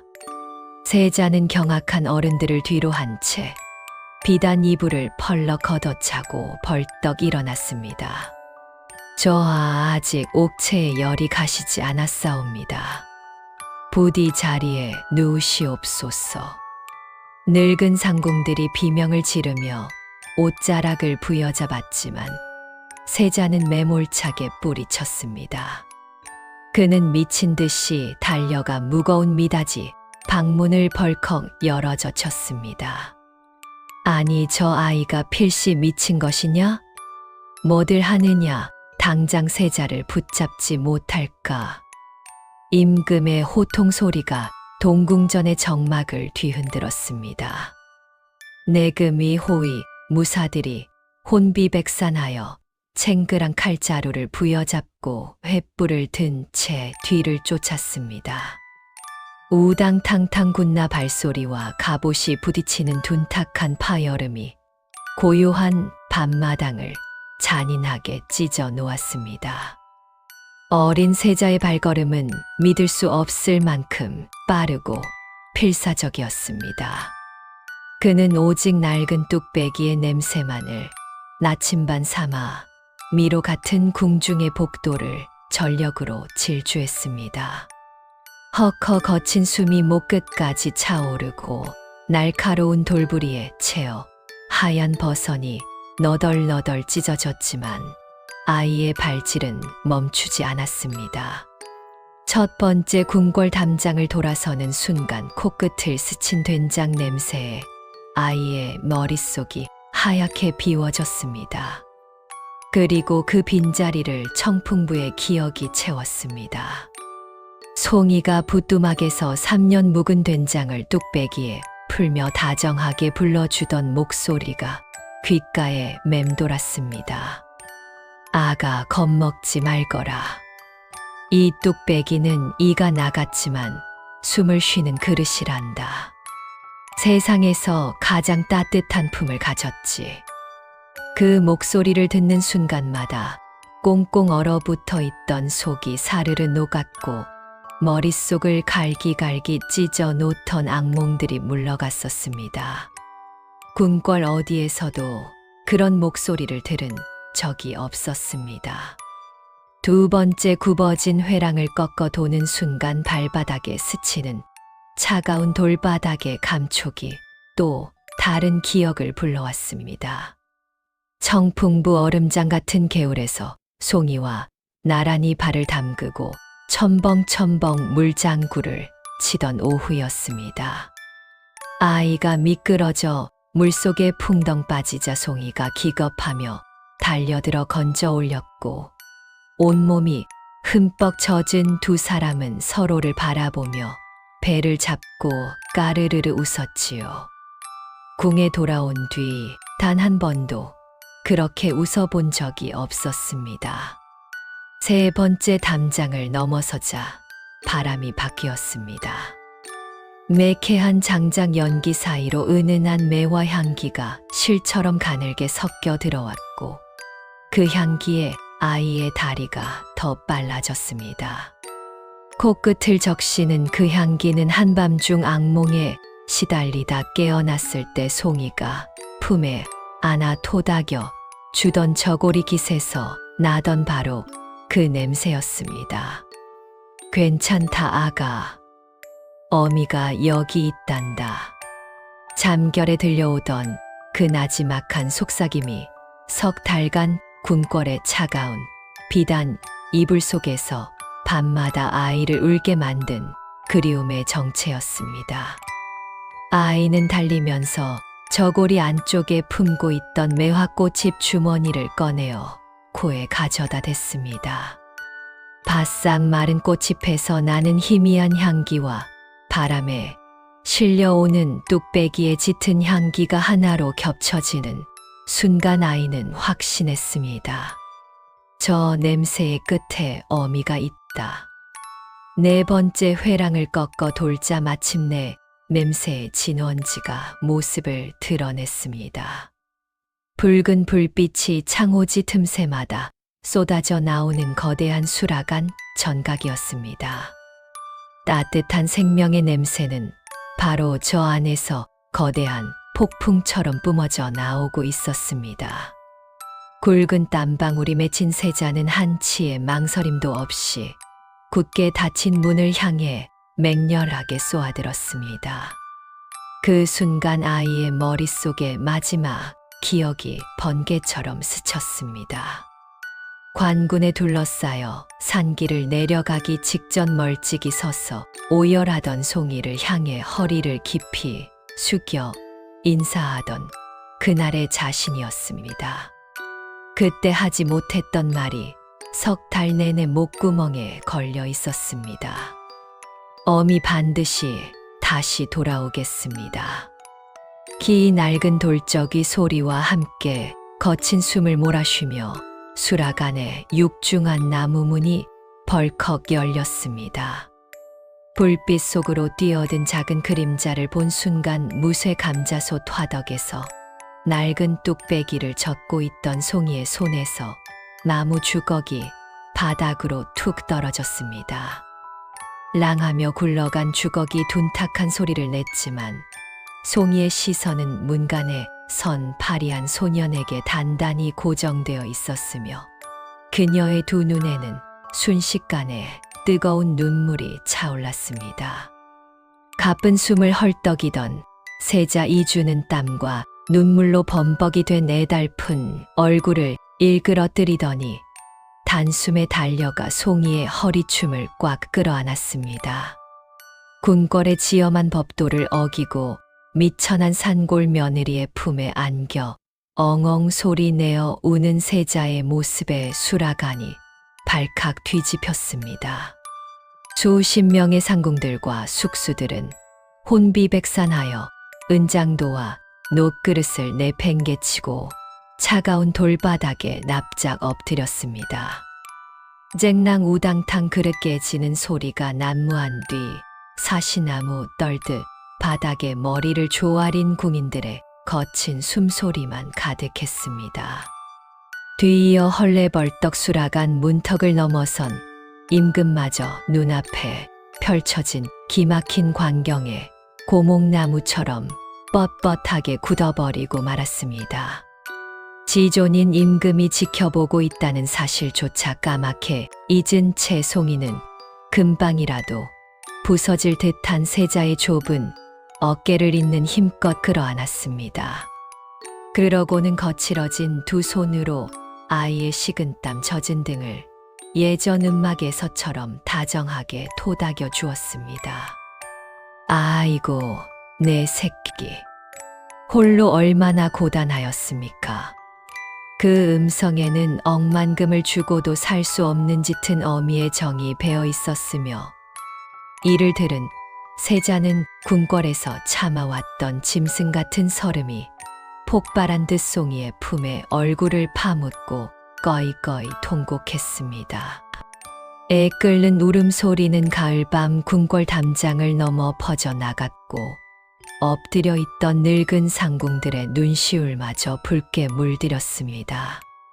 그렇게 한참을 미천한 산골 며느리의 무명치마 폭에 얼굴을 묻고 울던 세자는 문득 코끝을 스치는 구수하고 시원한 약초 냄새에 고개를 번쩍 들었습니다. 아이의 붉어진 시선이 멈춘 곳에는 한쪽 귀퉁이가 떨어져 나간 볼품없는 낡은 뚝배기 하나가 참숯불 위에서 보글보글 끓어오르고 있었습니다. 3년 묵은 된장과 매화꽃이 어우러진 그 투박한 찌개는 죽어가던 자신을 살려준 생명의 은인이자 궁궐의 암투 속에서 유일하게 떠올리던 세상 가장 따뜻한 위로였습니다. 세자는 뼈만 남은 창백한 손등으로 눈물을 거칠게 훔쳐내고는 하얀 말을 뿜는 이가 나간 뚝배기를 향해 작은 손가락을 뻗었습니다.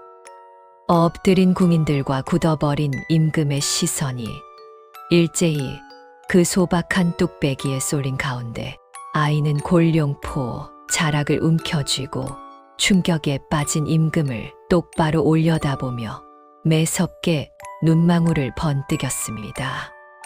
아바마마, 소자는 저 뚝배기에 담긴 여미의 찌개가 아니면 단 한 숟갈도 입에 대지 않을 것이옵니다. 여미의 음식이 아니면 단 한 숟갈도 입에 대지 않겠다는 세자의 단호한 외침. 그것은 달리 말하면 석 달 만에 처음으로 밥을 먹겠노라는 뜻이기도 했습니다. 사경을 헤매던 아이의 입에서 터져 나온 그 떨리지만 단호한 한마디에 임금은 믿을 수 없다는 듯 두 다리의 힘이 탁 풀리며 크게 휘청거렸습니다. 석 달이 넘도록 조선팔도의 온갖 산의 진미를 매몰차게 내쳐 수락한 모든 이들의 목숨을 벼랑 끝으로 내몰았던 바로 그 아이가 산골 과부가 화덕 위에 올려놓은 이가 나간 볼품없는 뚝배기를 가리키며 저것을 먹겠노라 선언한 것입니다. 임금의 충혈된 눈에 뜨거운 것이 차오르자 곁을 지키던 늙은 내관이 황급히 용포 소매를 내밀었습니다. 여봐라, 당장 상을 차려라. 아니, 그 뚝배기째로 가져오라. 어명이 떨어지기가 무섭게 엎드려 있던 나인들이 혼비백산하여 일어났고 다다닥 총걸음으로 달려가 화덕 위에 뚝배기를 고이 들어 올렸습니다. 투박한 나무 소반 위에 올려진 이가 나간 뚝배기에서는 여전히 보글보글 소리를 내며 구수한 된장 내음과 매화꽃잎의 은은한 향기가 뒤섞여 피어올랐고 그 따뜻한 김이 세자의 창백하고 수척한 얼굴을 봄바람처럼 부드럽게 감쌌습니다. 세자는 골룡포의 채통도 잊은 채 소반 앞에 철퍽 주저앉았습니다. 뼈만 앙상하게 남은 가냘픈 손이 나무 숟가락을 와락 쥐는데 그 손끝이 너무나도 가늘고 사시나무 떨듯 떨리고 있어 보는 이마다 가슴이 쿵하고 내려앉았습니다. 달그락달그락 급한 숟가락이 뚝배기 벽에 부딪히는 소리가 숨죽인 수라간의 정막을 깨뜨리는 가운데 아이는 허겁지겁 뜨거운 국물을 들이켰습니다. 꿀꺽꿀꺽 목젖이 요란하게 오르내리며 석 달간 꽉 닫혀있던 오장육부의 빗장이 비로소 찰칵 풀리는 소리가 들리는 듯 했습니다. 한 숟갈, 두 숟갈, 세 숟갈. 숟가락이 오갈 때마다 수라간 안의 공기가 달라졌습니다. 바닥에 엎드려 이마를 조아리고 있던 궁녀들이 고개를 들 수도 없으면서 귀를 바짝 세웠습니다. 석 달 매일같이 쟁반이 엎어지고 백자가 부서지는 소리만 들어왔던 귀에 달각 꿀꺽 아이가 밥을 먹는 소리가 들려온 것입니다. 믿을 수 없다는 듯 나이든 상궁 하나가 조심스레 고개를 살짝 들어 올렸고 세자가 진짜로 숟가락을 움직이는 것을 확인한 순간 파는 짧은 울음을 삼켰습니다. 그 소리에 옆에 궁녀도 그 옆에 숙수도 하나 둘 고개를 들었고 이윽고 수라간 전체가 같은 광경을 목도했습니다.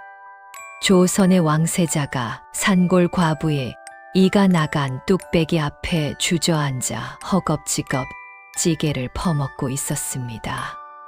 뚝배기 바닥이 뚫어져라 긁어먹는 아이의 헬쑥했던 볼에는 어느새 살짝 분홍빛 혈색이 돌기 시작했으며 된장 국물이 묻은 입가에는 석 달 만에 처음 보는 환한 미소가 눈부시게 번졌습니다.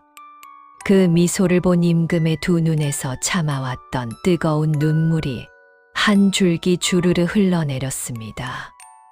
화덕 앞에 쪼그려 앉은 송이는 두 손으로 입을 틀어막은 채 소리 없이 통곡하고 있었습니다. 주르르 흘러내리는 뜨거운 눈물 사이로 아이가 뚝배기를 비워가는 모습을 지켜보며 청풍부 음막에서 처음 찌개를 끓여 주던 그날 밤의 기억이 가슴속에서 뜨겁게 되살아났습니다. 장작불이 타닥타닥 튀며 아이의 창백한 볼을 붉게 물들이던 밤 뚝배기 바닥까지 긁어먹고는 허리춤을 파고들며 스르르 잠들었던 그 작은 온기가 손끝에 생생하게 남아 있었습니다. 그때와 똑같은 소리가 지금 이 거대한 궁궐의 수라간을 채우고 있었습니다. 달그락 달그락. 닭에서 가장 귀한 소리였습니다. 꺼억 트림을 하며 숟가락을 내려놓자 수라간에 묘한 정적이 흘렀습니다. 아이는 된장 국물이 묻은 입가를 골룡포 소매로 대충 훔쳤고 그 모습은 청풍부 음막에서 무명 소매로 눈물을 닦던 모습과 빼닮아 있었습니다.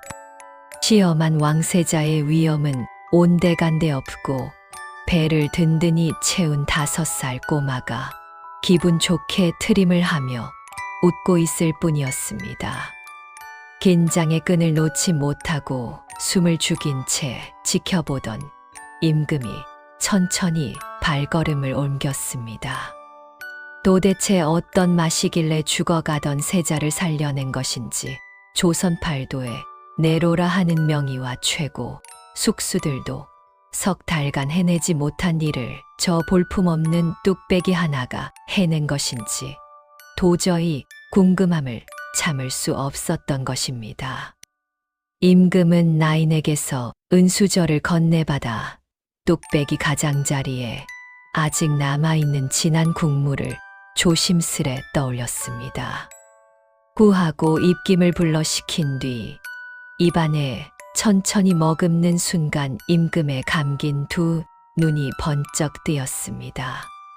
화려한 기교도 없고 값비싼 재료가 들어간 것도 아닌 그저 3년 묵은 된장과 야생 매화꽃이 전부인 소박하기 짝이 없는 찌개였습니다.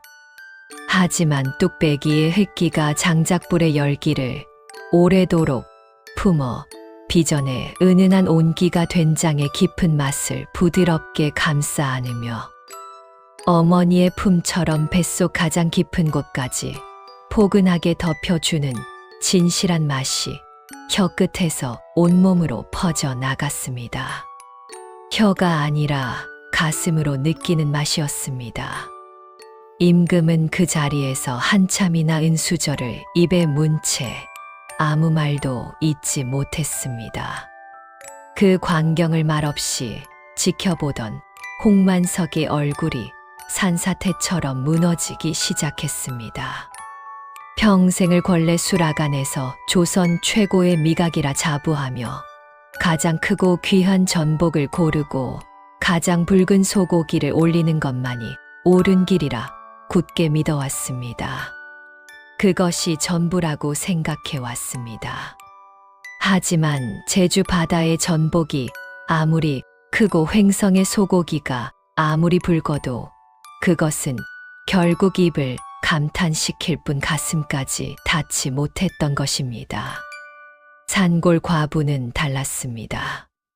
비싼 재료 한 점 없이 오직 3년을 묵힌 된장과 곁에 말린 매화꽃잎만으로 그것도 남들이 내다 버리라 비웃던 이가 나간 뚝배기 하나에 담아 끓여냈을 뿐인데 정작 사람의 병든 속을 살려내는 진짜 맛이 무엇인지는 저 미천한 여인만이 알고 있었습니다.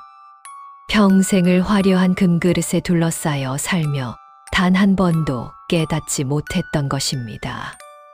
그 뼈아프고 처연한 자각이 번개처럼 온몸을 관통하는 순간 털썩하는 둔탁한 소리와 함께 홍만석의 두 무릎이 차가운 수라간 돌바닥을 짚었습니다. 조선 최고의 미각을 자부하던 수라간 총책임자의 이마가 바닥에 닿도록 깊이 엎드렸고 그 어깨가 잎처럼 파르르 떨렸습니다.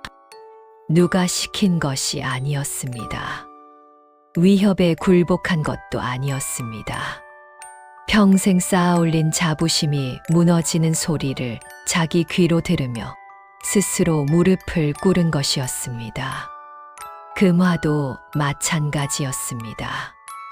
까다롭게 담은 입술이 떨렸고 오만하게 세운 허리가 서서히 꺾이더니 이마가 바닥에 닿았습니다. 수라간의 궁녀들과 숙수들은 숨소리조차 내지 못했습니다. 석 달간 벌벌 떨며 밤잠을 설치게 만들던 총책임자가 스스로 바닥에 엎드리는 모습을 보며 무언가 거대한 것이 뒤집어지고 있음을 모두가 느꼈습니다. 다 탄 장작 하나가 꺼지며 작은 불꽃을 튀겼고 그 소리마저 천둥처럼 크게 울렸습니다. 정막이 흐르는 수락 안에 임금의 묵직한 목소리가 천둥처럼 울려 퍼졌습니다. 고개를 들라. 바닥에 엎드린 송이가 파르르 떨리는 몸을 일으켜 고개를 들었습니다.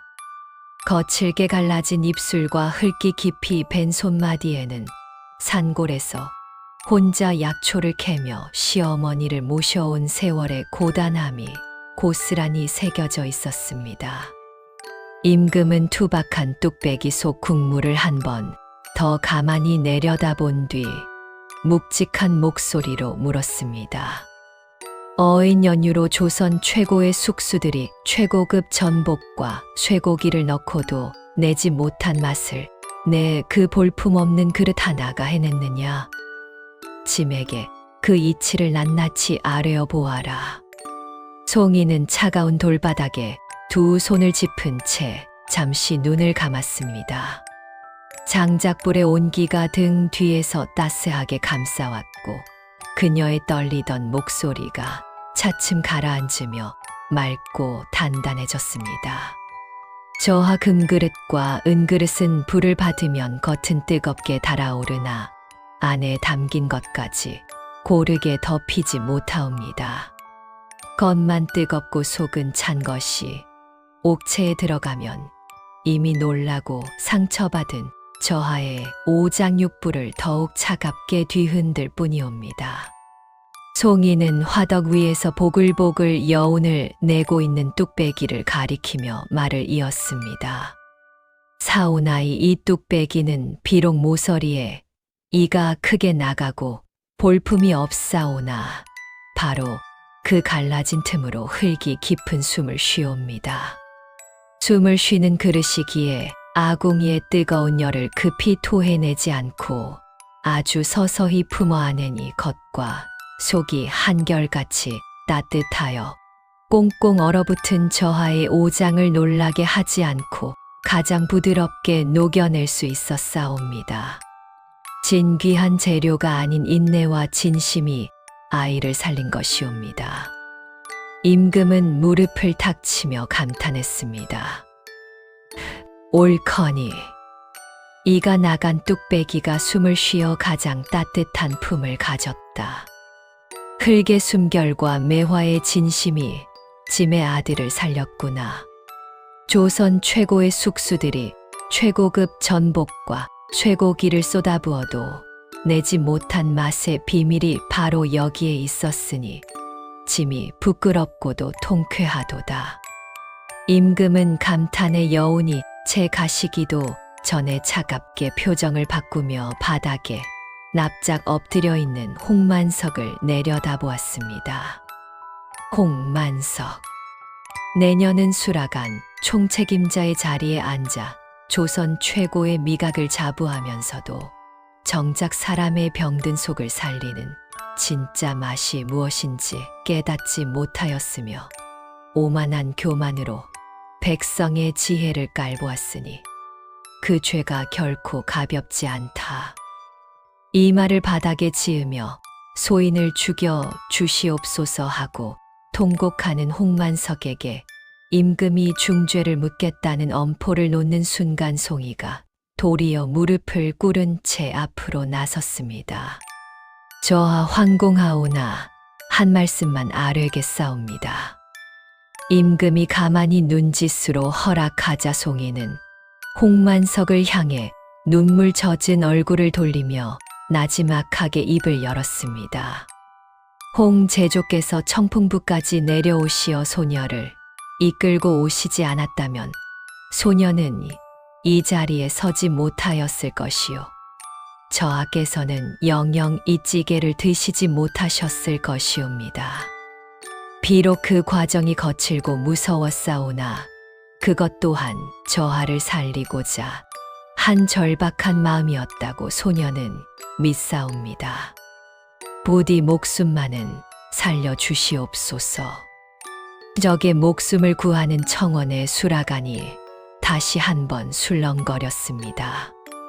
홍만석은 차가운 돌바닥에 이마를 대고 부들부들 떨며 끝내 소리 없이 눈물을 흘렸습니다. 임금은 한동안 두 사람을 번갈아 바라보다가 이윽고 깊은 한숨을 내쉬며 입을 열었습니다. 여인의 청을 받아들이겠노라. 홍만석은 사후 원칙을 내려놓고 물러가되 목숨은 보전할 것이니라. 무거운 판결이 끝나자 임금은 송이를 향해 돌아섰으며 그의 눈가에는 아직 세자가 찌개를 먹던 모습의 감동이 채 가시지 않은 채 남아 있었습니다. 내년의 약초 지식과 자연의 이치를 꿰뚫는 지혜는 이 궁궐의 어떤 어의도 따르지 못할 것이니 짐은 내원 별제의 벼슬을 내리노라. 노한 세자를 살려낸 은공에 보답하고자 하니 무엇이든 소원을 아뢰어라. 송이는 2번 절을 올린 뒤 바닥에 이마를 대며 간절한 목소리로 아뢰었습니다. 저하 소녀에게는 눈이 멀어 캄캄한 어둠 속에 갇혀 계신 늙으신 시어머니가 계시옵니다. 벼슬도 재물도 필요하옵니다만 어머니의 눈을 뜨게 할 약재만 내려 주시옵소서. 그것이 소녀의 유일한 소원이옵니다. 임금은 효성에 감복하여 고개를 깊이 끄덕이며 당장 내의원에 가장 귀한 약재를 꺼내 올리라 명했습니다. 자단향 나무로 만들어진 커다란 궤짝에는 녹용과 치향, 우향과 사향 등 조선 팔도에서 모아온 가장 진귀한 약재들이 빈틈없이 채워졌습니다. 내관이 그 묵직한 궤짝을 송이의 발 앞에 조심스레 내려놓자 꾹 참아왔던 송이의 두 눈에서 마침내 뜨거운 눈물이 왈칵 쏟아졌습니다. 녹용의 묵직한 향과 치향의 그윽한 기운이 뒤섞여 코끝을 적시자 산골 음막에서 거적대기 한 장에 의지한 채 콜록거리며 딸의 발소리를 기다리고 있을 시어머니의 모습이 눈앞에 아른거렸습니다. 세자 이주는 송이의 곁에서 떠나지 않았습니다. 송이가 떠나는 날 아침 이른 새벽빛이 쏟아지는 동궁전 마당에서 아이는 처음 만났던 날처럼 송이의 낡은 치마 자락을 꼭 쥔 채 놓지 않았습니다. 어미 꼭 다시 올 것이지요. 아이의 눈에 그렁그렁 고인 눈물을 보며 송이는 쪼그려 앉아 세자의 두 손을 감싸 쥐었습니다. 품속에서 매화꽃잎 3장을 꺼내어 아이의 작은 손바닥 위에 올려놓았습니다. 속이 쓰리거든 이것을 꺼내 코끝에 대고 깊이 숨을 들이쉬시옵소서. 그러면 청풍부 산골의 바람 냄새가 날 것이옵니다. 소녀는 언제든 그 바람이 부는 곳에 있을 것이옵니다. 아이는 고개를 끄덕이며 꽃잎을 저고리 안쪽에 소중히 품었고 송이는 마지막으로 아이의 볼을 어루만진 뒤 몸을 일으켰습니다. 궁궐의 높은 담장 아래로 멀어지는 송이의 뒷모습을 아이는 눈물을 훔치며 끝까지 지켜보았습니다. 송이 역시 단 한 번도 뒤를 돌아보지 못했습니다. 돌아보면 다시는 발걸음을 뗄 수 없을 것 같았기 때문입니다.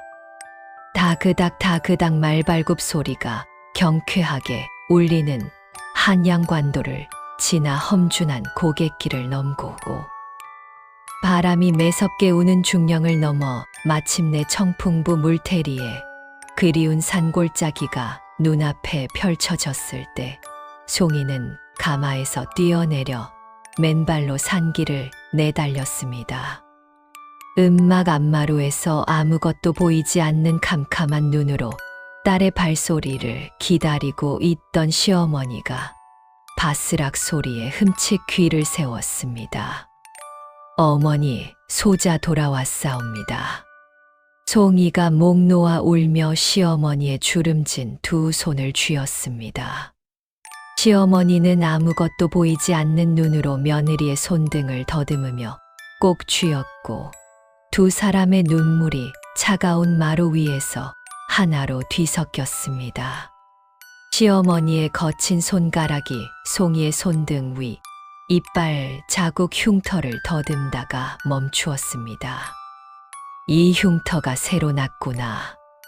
대체 무슨 일이 있었던 게냐? 송이는 대답 대신 시어머니의 손을 자신의 볼에 가져다 댔고 뜨거운 눈물이 시어머니의 손바닥을 타고 흘러내렸습니다. 말하지 않아도 며느리의 떨리는 체온만으로 모든 것을 느낀 시어머니가 송이의 머리를 품에 끌어안았습니다. 살아 돌아왔으면 됐다. 그것만으로 됐어. 그로부터 석 달의 정성이 시작되었습니다. 송이는 임금이 내린 귀한 약재들을 하나하나 꺼내어 잘게 썰고 곱게 빻았습니다. 녹용은 사흘간 약한 불에 구워 진한 녹용고를 만들었고 치향은 가루 내어 따뜻한 미음에 풀었으며 우황은 한 씩씩 아껴가며 시어머니의 혀 밑에 물려들렸습니다. 매일 새벽 닭이 울기도 전에 아궁이에 불을 지피고 약 단지 위로 보글보글 피어오르는 김을 지켜보며 불의 세기를 조절하는 것이 송이의 하루 시작이었습니다. 그리고 어김없이 이가 나간 뚝배기에 된장을 풀고 매화꽃잎을 띄워 찌개를 끓여 시어머니의 아침상에 올렸습니다. 어머니, 오늘도 한 그릇 비워 주셔야 합니다. 송이가 숟가락을 들어 시어머니의 입에 국물을 떠넣으면 시어머니는 매번 같은 말을 했습니다. 이 맛이 참 좋다. 눈은 못 떠도 이 맛을 알 수 있어 다행이야. 그 말을 들을 때마다 송이는 돌아앉아 소리 없이 눈물을 훔쳤습니다. 그렇게 뚝배기 위로 매화향이 피어오르는 아침이 90번 지나갔습니다. 90번째 아침이 밝아오던 새벽 시어머니의 떨리는 목소리가 음막의 정적을 깨뜨렸습니다. 평소와는 전혀 다른 무언가에 크게 놀란 듯한 그 목소리의 송이가 잠결에 벌떡 일어나 고개를 돌렸습니다. 시어머니가 부들부들 떠는 손으로 창문 쪽을 가리키고 있었습니다. 삐삐 참새떼가 울어대는 창호지 너머로 금빛 아침 햇살이 쏟아져 들어오고 있었고 세상의 빛을 잃어버린 지 5 해가 넘도록 캄캄한 어둠에 갇혀있던 시어머니의 탁한 눈동자에 처음으로 그 빛이 비쳤습니다. 빛이 보인다. 시어머니의 두 눈에서 굵은 눈물이 쏟아져 내렸고 주름진 두 손이 허공을 더듬으며 바르르 떨렸습니다. 송이는 그 자리에서 온몸이 돌처럼 굳어버렸습니다. 두 손으로 자신의 뺨을 세게 꼬집었습니다. 뜨거운 통증이 느껴지고 나서야 이것이 현실임을 깨달은 송이의 두 눈에서 참아왔던 눈물이 폭포처럼 쏟아졌습니다. 시어머니의 눈동자가 천천히 초점을 잡아갔습니다. 흐릿하던 세상이 조금씩 윤곽을 드러내고 마침내 눈앞에 서 있는 사람의 얼굴이 보였습니다. 5 해가 넘도록 손끝으로만 더듬어 그려왔던 며느리의 얼굴이었습니다. 여윤아, 아니 송이야, 너의 얼굴이 보인다. 시어머니의 앙상한 손이 송이의 볼 위로 천천히 올라왔습니다. 이번에는 더듬는 것이 아니라 보면서 만지는 것이었습니다. 손끝이 닿을 때마다 시어머니의 입가가 떨리며 한없이 무너졌습니다. 내가 이리 고운 얼굴이었구나. 이리 고운 얼굴이었어. 와르르 무너지듯 서로의 품에 안긴 두 사람의 통곡이 새벽 산골짜기를 가득 채웠습니다. 소문은 물테리를 넘어 청풍부 전체로 들불처럼 번졌습니다. 장터에서 송이의 약초 바구니를 발로 걷어차던 포상이 부끄러움에 고개를 숙이며 사죄했고, 마을 사람들은 더 이상 송이를 가난한 과부라 없이 여기지 않았습니다. 송이는 마을 어귀 옆에 작은 주막을 차렸습니다. 간판도 없는 허름한 주막이었지만 뚝배기에 된장을 풀고 매화꽃잎을 띄워 끓여내는 찌개의 구수한 냄새가 바람을 타고 퍼지자 지나가는 나그네들이 하나둘 발걸음을 멈추었습니다. 먼 길을 걸어 지친 보부상에게도, 비바람에 갈 곳을 잃은 떠돌이에게도 송이는 한결같이 뜨끈한 뚝배기 찌개를 내어주었습니다. 돈이 없는 이에게는 받지 않았고, 아픈 이에게는 약초를 따로 챙겨주었습니다. 사람들은 그 주막을 매화 주막이라 불렀습니다. 눈을 뜬 시어머니는 날마다 주막 처마 아래에 앉아 며느리가 찌개를 끓이는 모습을 물끄러미 바라보았습니다. 다섯 해간 어둠 속에서 귀로만 들어왔던 뚝배기의 보글보글 소리를 이제는 두 눈으로 보며 들을 수 있었습니다. 그때마다 시어머니는 주름진 눈가를 훔치며 중얼거렸습니다. 저 뚝배기가 우리 집안을 살렸어. 그로부터 10년의 세월이 흘렀습니다. 봄 매화가 만개하여 산자락 전체를 하얀 꽃물결로 뒤덮은 어느 화창한 오후였습니다. 삐어가는 주막문 소리와 함께 낡은 도포를 걸친 한 청년이 홀로 문을 열고 들어섰습니다.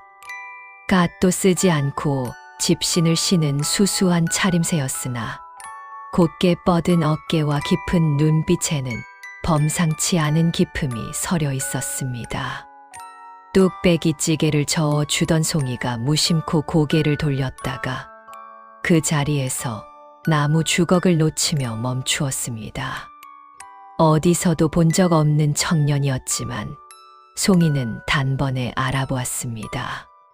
10년의 세월이 애된 볼살을 빼고 어깨를 넓혔지만 문간에 서서 뚝배기의 매화 향기를 코끝으로 깊이 들이마시며 눈을 감는 그 모습이 청풍부 음막에서 처음 찌개 냄새를 맡고 눈을 동그랗게 떴던 어린 꼬마의 얼굴과 겹쳐졌기 때문입니다. 두 사람의 눈이 마주쳤습니다. 송이는 아무 말 없이 화덕에서 이가 나간 뚝배기를 꺼내 소반 위에 올려놓았습니다. 10년 전과 똑같은 그 뚝배기였습니다. 이가 나간 자리도 투박한 표면의 질감도 흙이 숨을 쉬는 소리도 그대로였지요. 청년은 소반 앞에 조용히 앉았고 보글보글 끓어오르는 된장찌개 위로 매화꽃잎이 눈 내리듯 흩날렸습니다. 처마 아래에서 햇볕을 쬐던 시어머니가 청년의 뒷모습을 가만히 바라보다가 나지막하게 중얼거렸습니다. 저 청년 혹시 그때 그 아이 아니냐? 송이는 아무 말 없이 고개를 끄덕였고 시어머니의 눈가에서 조용히 눈물이 흘러내렸습니다. 청년이 나무 숟가락을 들어 국물을 한 모금 머금었습니다. 입안에 퍼지는 그 맛은 10년 전 그날 밤과 한치의 틀림도 없이 같았습니다. 3년 묵은 된장의 깊은 맛을 뚝배기의 흙기가 부드럽게 감싸고 매화꽃잎의 은은한 향이 뱃속 깊은 곳까지 따스하게 밀려드는 바로 그 맛이었습니다. 꾹 참고 있던 청년의 입가에 그리운 미소가 번졌습니다. 그리고 송이를 바라보며 나지막하게 말했습니다. 어미 이 맛이 그리워서 왔습니다. 송이의 눈에서 소리 없이 눈물이 흘러내렸고 주름이 깊어진 얼굴에 환한 미소가 번졌습니다. 뚝배기 위로 피어오르는 하얀 김 사이로 두 사람은 서로를 향해 웃었습니다. 처마 끝으로 봄바람에 실려온 매화꽃잎 한 장이 날아들어 뚝배기 위에 사뿐히 내려앉았고 보글보글 끓어오르는 소리가 작은 주막을 포근하게 감싸 안았습니다. 볼품없이 이가 나간 뚝배기가 품어낸 진심한 온기가 조선의 왕세자를 살리고 눈먼 어미의 세상을 밝히고 한 여인의 운명을 바꾼 아름다운 기적으로 완성된 것이었습니다.